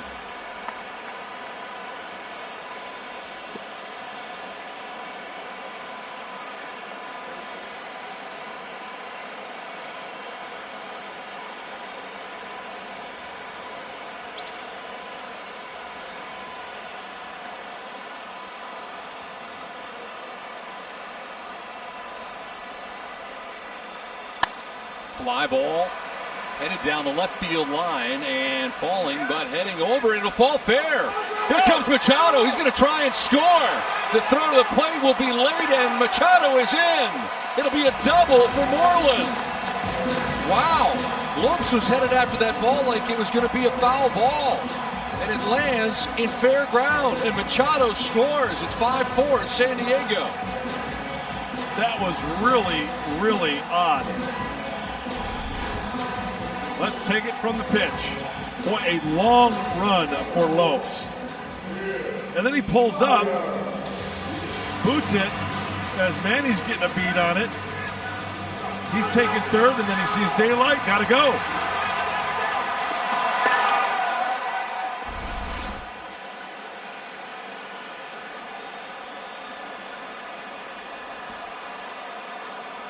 Now they will definitely be looking for more. Strike one to Myers. He had a big 3-run home run back in the 6th inning. Walked a couple of times, stole a base.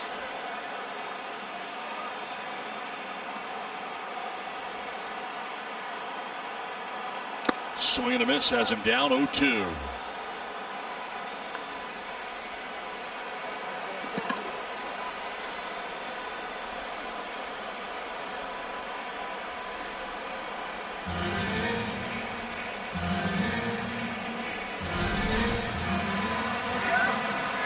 Look at that. It almost hit Lopes. Yeah, it looked like it checked up on him. Just very, very weird. Can't explain it. Well, first of all, he had a long way to go because he was over way off the line, but still. He was there. Yeah. That ball almost hits him in the legs.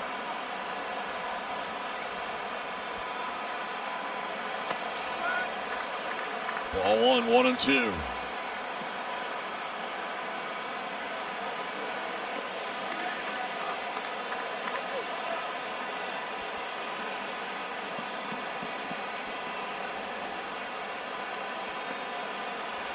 Was walking lead off second base, still nobody out. Myers trying to obtain some insurance. 2-2 and off the glove of Torrens with no advance from Moreland. Didn't get all that far away from Torrens.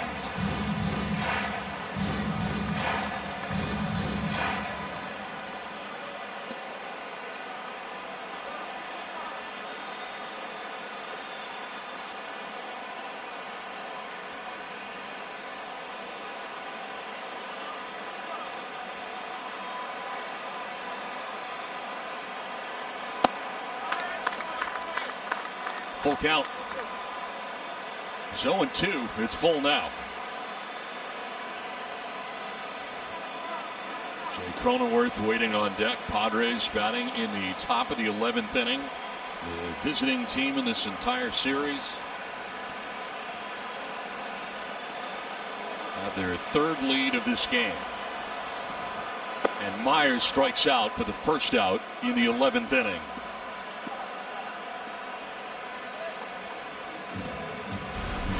I can see the old curveball on him right there. Yep. Really opening up. Caught him off balance there.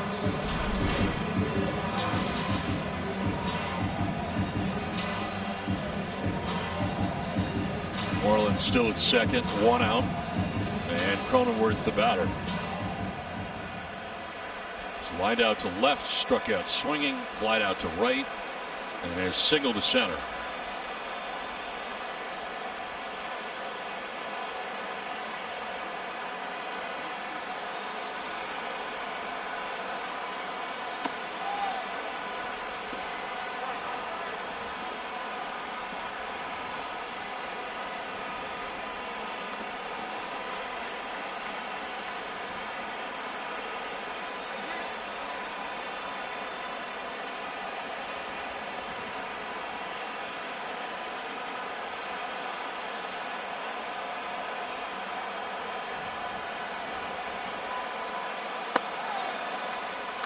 2-0.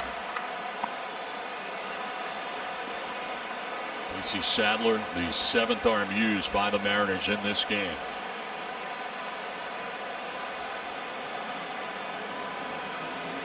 Lefty's only hitting .067 off Sadler. 2 for 30 going into this inning.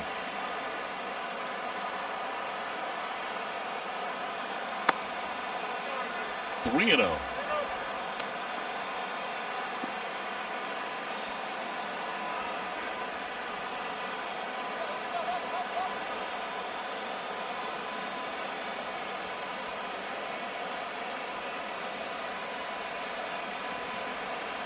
Austin Nola took over defensively last inning. He's not yet batted in this game, and he's on deck. By the way, that's the first run that Sadler's given up as a Mariner. He's throwing the ball very, very well out of the bullpen for the ends.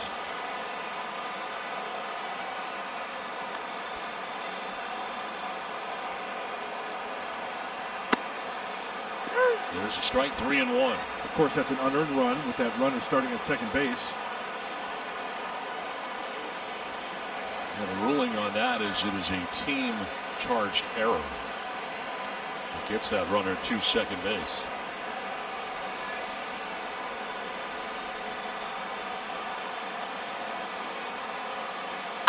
Fouled off at a full count now. It's 3-0, 3-2.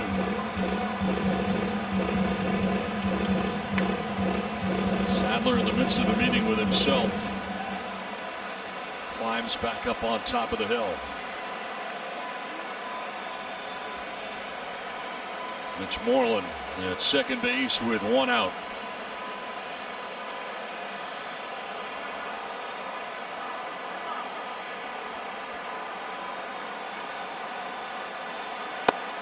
Ball 4, and down to first goes Cronenworth. So 2 on with 1 out.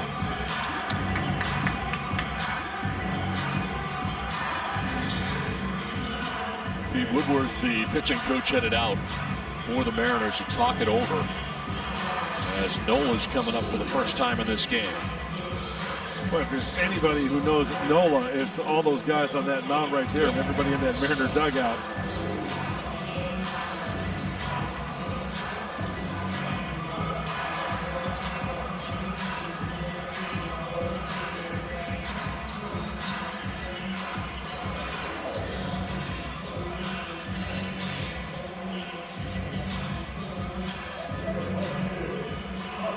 I'm going to guess that Sadler's going to start him off with something off speed. Generally speaking, Nola's looking for something to drive here. He wants it shorts. He wants to drive that guy in from second base looking for the fastball. Thinking Sadler may counter. Breaking ball down. That's what I've always felt in a situation like this. First pitch, breaker down, work for that ground ball early. Try to get that double play.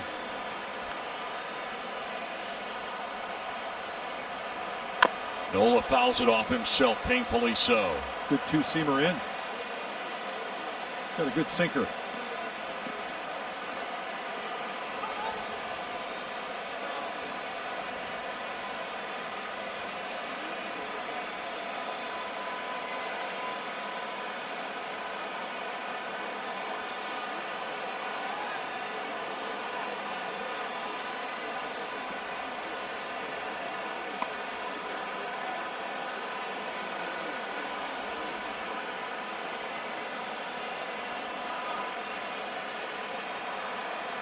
First and second, 1 out in the 11th. Padres on top 5-4.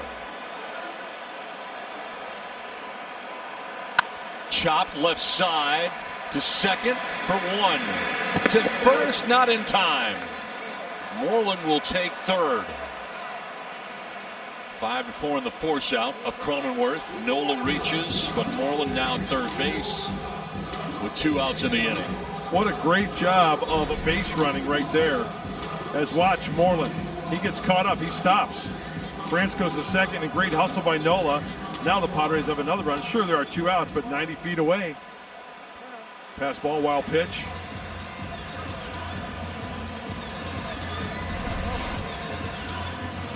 Okay. Service is out there. And they want to take a look, I think, at the play at second base and how Cronenworth went into second. They are going to challenge how Cronenworth went into second base, feeling that it affected the play at first, which would be an automatic out if they determine that Cronenworth did not slide correctly into second base. And we'll take a look at that slide. Looks pretty straight in to me.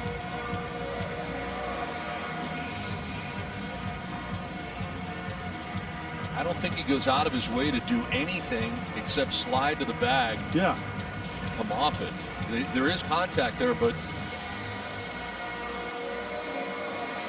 I agree with you. I don't think the slide took him out of the way. I don't think so either. Looks like a legal slide. Directly into the bag. Right. He came up. It's not like he diverted his body after the slide to try to impede the infielder from making a throw. Did the contact affect the throw? Maybe. Yeah. But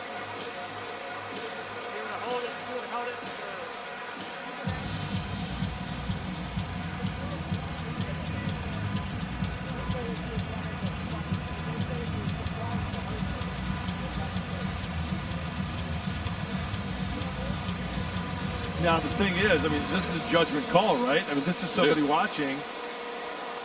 You know, you get 4 or 5 umpires in a room. You know, maybe there are 2 guys or 3 guys that think one way, and the 2 other guys think differently.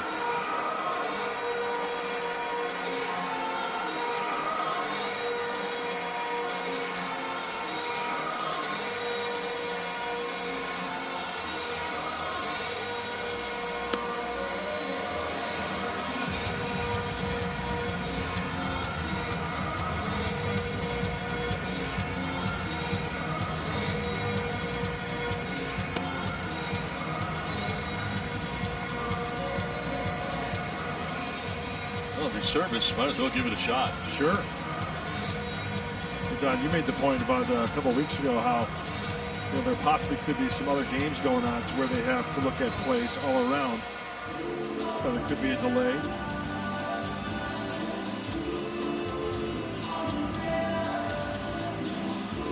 They're taking a very long time on this one, though. You want to make sure to get it right, obviously.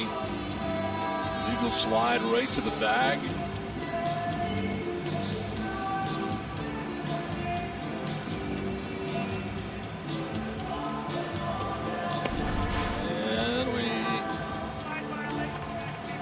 Slide's good. It's fine.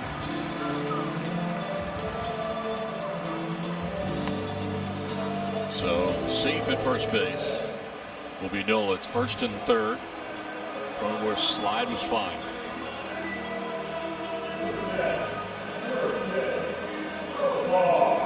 First and third, 2 down.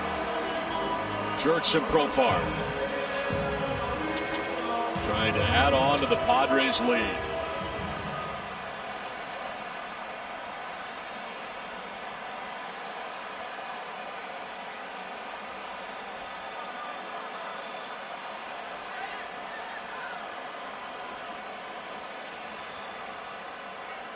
So the first in, back to the bag is Noah.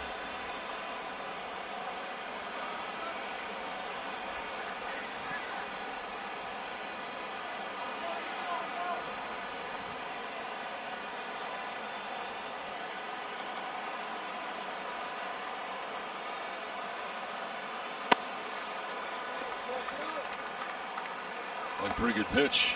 Call the ball. Yeah, Sandler's got 3 wild pitches this year, so be aware of that one. Mitch Moreland on third base.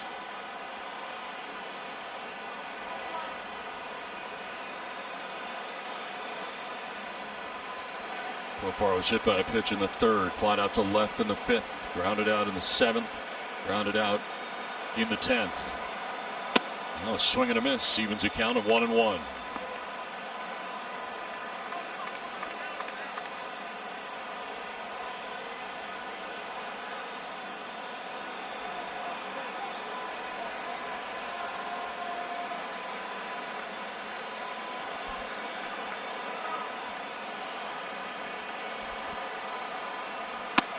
Strike 2.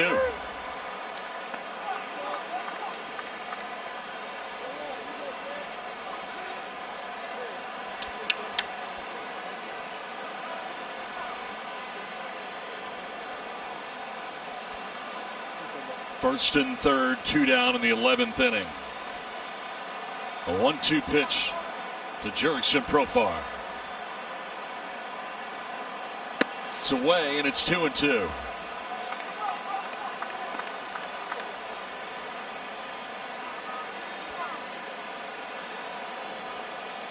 He might get a pitch here that's up in the zone because Sadler doesn't want to bounce it. I mean, you have to trust your catcher at Terrens, but that's always something to look out for. Hanging breaking ball. Profar is out ahead of this. It's a ton but foul. That was the cutter.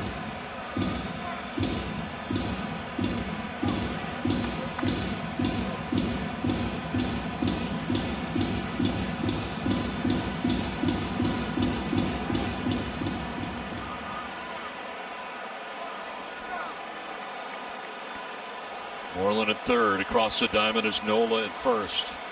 2-2 pitch. Profar will line it into center field for a base hit. From third comes Moreland. Nola stops at second, and the Padres have a 6-4 lead. They get a second run here in the top of the 11th inning.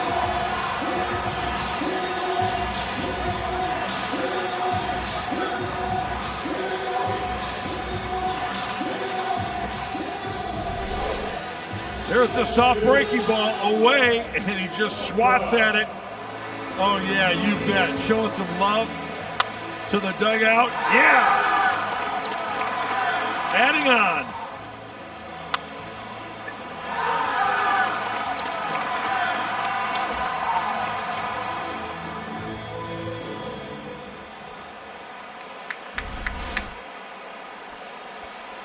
Two down in the 11th, and Trent Grisham. They put a shift on the right side. Grisham will send this into the shift, and it's knocked down. Noah's going to come around and try and score. Throw the plate will be late. Padres will take a 7-4 lead. They got 3 runs at the top of the 11th.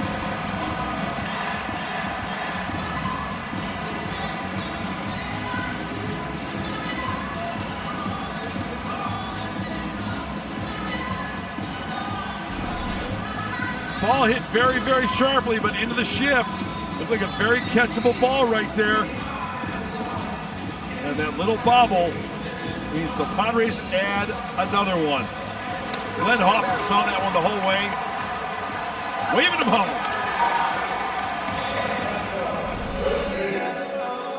7-4 now, San Diego.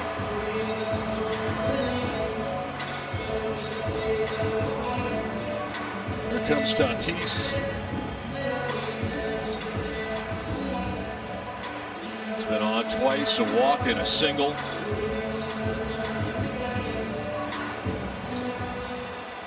First and third again. Profar at third, Grisham at first. Fly ball, foul, off to the right, out of play. They call that an E4 in right field. That's tough. Yeah, that ball was hit sharply. Out of position. No RBI on the play. Whatever. 7-4 Padres. It's a run.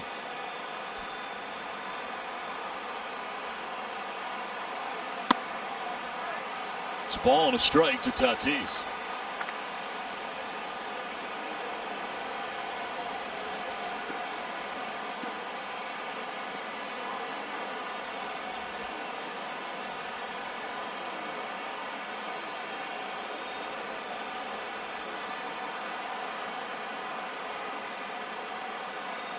On the ground, chopped to third. Francis got it on the backhand. His throw is going to be in time. And that will put an end to what was a productive inning for the San Diego Padres.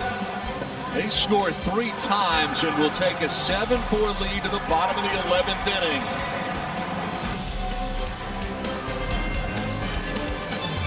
Closer for the Padres. Could not finish it out in the 10th. He's trying to do so in the 11th. The Padres have a 7-4 lead now. It'll be Lewis who goes out to second base. He was the final out of the 10th. Kyle Seager will lead it off.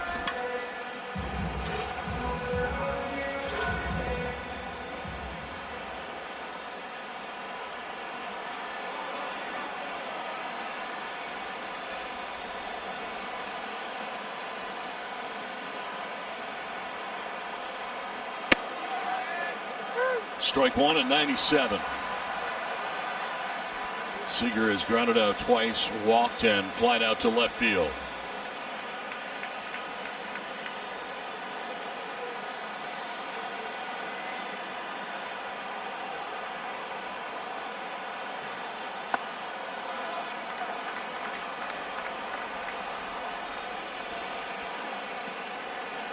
.20 pitches total for Rosenthal.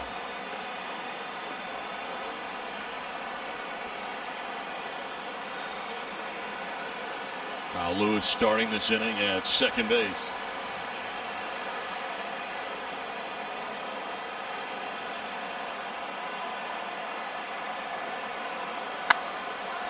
Popped up, back at third. Machado going back, calling for it, and making the basket catch for out number one. One down in the 11th inning. Well, they can laugh about it because Manny was calling him off. You think he's going to make the catch below the cap high. Not the case. That's a belt buckle high.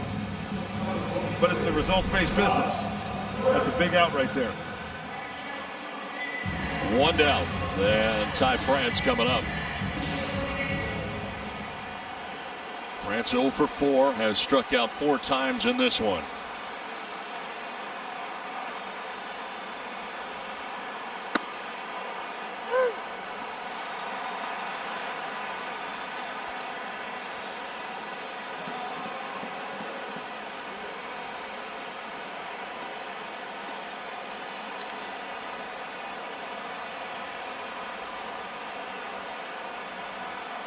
Look out, up and in at 97. Buzz the tower.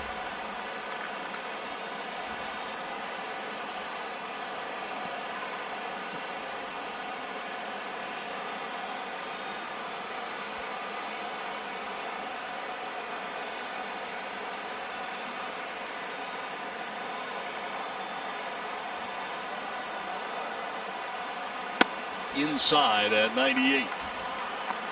You know, one of the things about Trevor Rosenthal when he was with the Kansas City Royals before the deadline, he was locating, he's throwing the ball 100 miles an hour, 98, 99, but the location was very, very key. Throwing that yacker up there as well, that breaking ball, just lights out with the location. 2-2. Fastball up. Again, France has struck out 4 times already in this game. 2 balls, 2 strikes. You might see that high heater again. He'll chase that high fastball. Philip Ervin on deck now for the Mariners. Line down the right field line. That one is headed foul.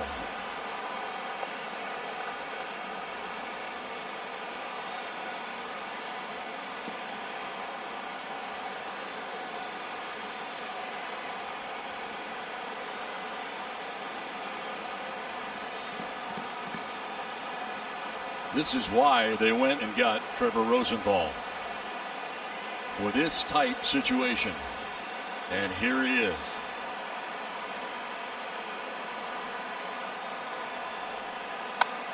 This one is fouled back and out of play.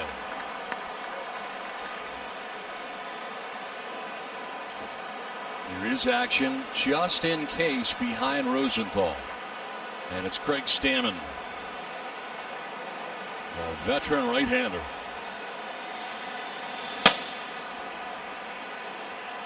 Rosenthal about to throw his 28th pitch in relief.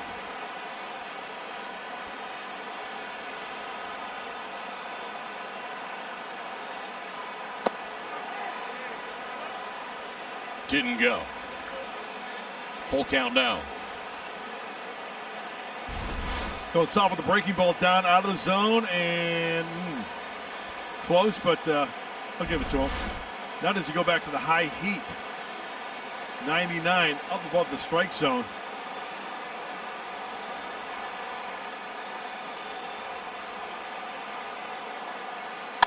In the air to shallow center. Grisham coming in, and he'll get there to make the catch for out number 2. 2 down in the 11th inning.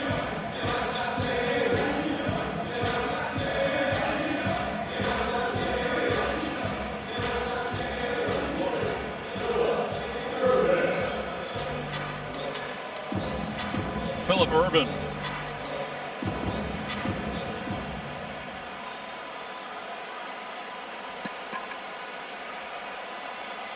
He has walked and struck out since coming into this game.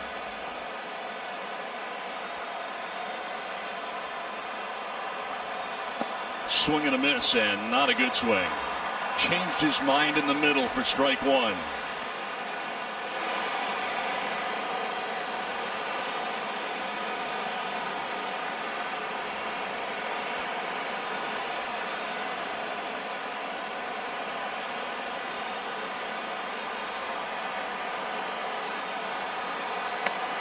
Strike two.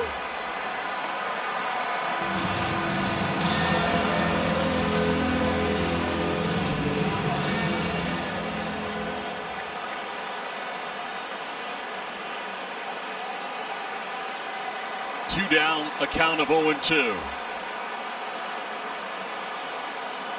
Swing and a miss. He struck him out for the first time in 14 years. The San Diego Padres have clinched their spot in the postseason. Is this the best Padres team ever? We will find out in October.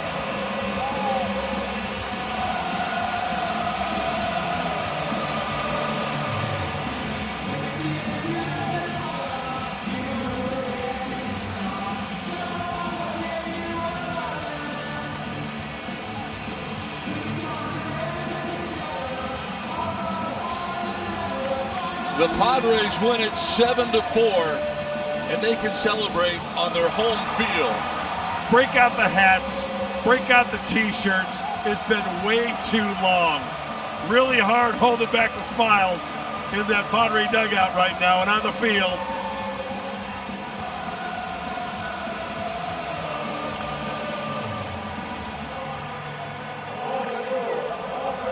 Sixth playoff appearance in franchise history, and the first since 06. And you know what, Donnie, I got to be honest with you.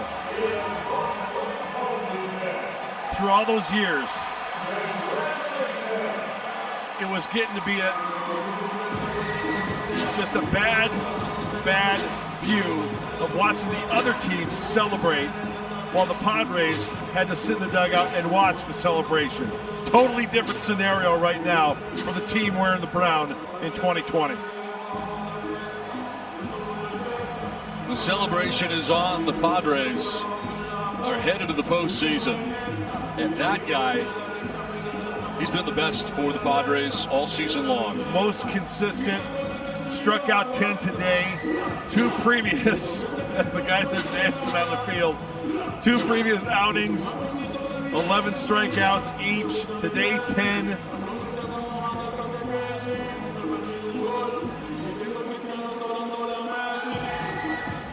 You think about all the different contributions this year, where they came from. It's been spread around pretty good on this team. It's a deep lineup. Remember early in the season when the bullpen was struggling, and it was like, okay, when are they going to get it right? Well, it was just a matter of time. And I tell you what, Don, I don't think there's one part of this team right now that is really kind of struggling. I mean, everything is working out right now. And you look at Trent Grisham, acquired from the Brewers. You look at Eric Hosmer, the free agent signing a few years back. Pierce Johnson coming over, spending some time in Japan. Matt Strahm, who's on the IL right now, but still contributing.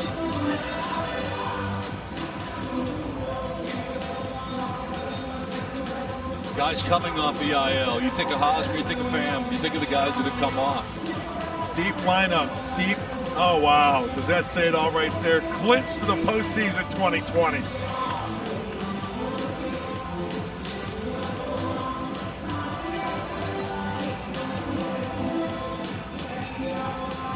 Just taking it all in. Yep.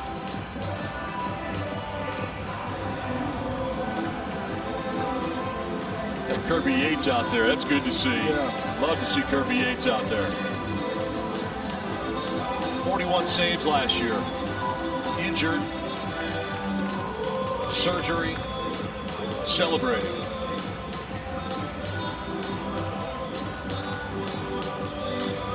And you know what's great is that Kirby is as happy as if he was the guy that got the last out on that hill. Absolutely. And that shows you a lot about what a great teammate he is. You think Fernando Tatis Jr. cares about the little bit of a slump that he's been in? No. It's a team effort.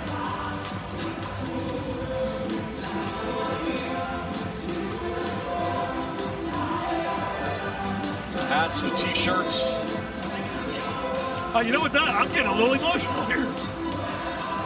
It's awesome. It is. It really is.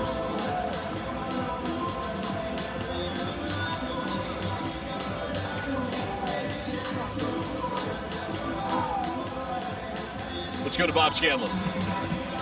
Don, thank you so much. We're joined now by Will Myers. Will, congratulations. It's so fun to see you guys out there with the hat on. You got the T-shirt on. How good does it feel to bring postseason baseball to San Diego for the first time in 14 years? Yeah, it's a lot of fun, man. This is one of those ones. It's been a long time coming, and it makes it well worth it. It's a lot of fun. We got a great team here. It's been a blast so far, and this is step one right here, and this is step one right here, and we'll be ready to rock and roll come postseason time.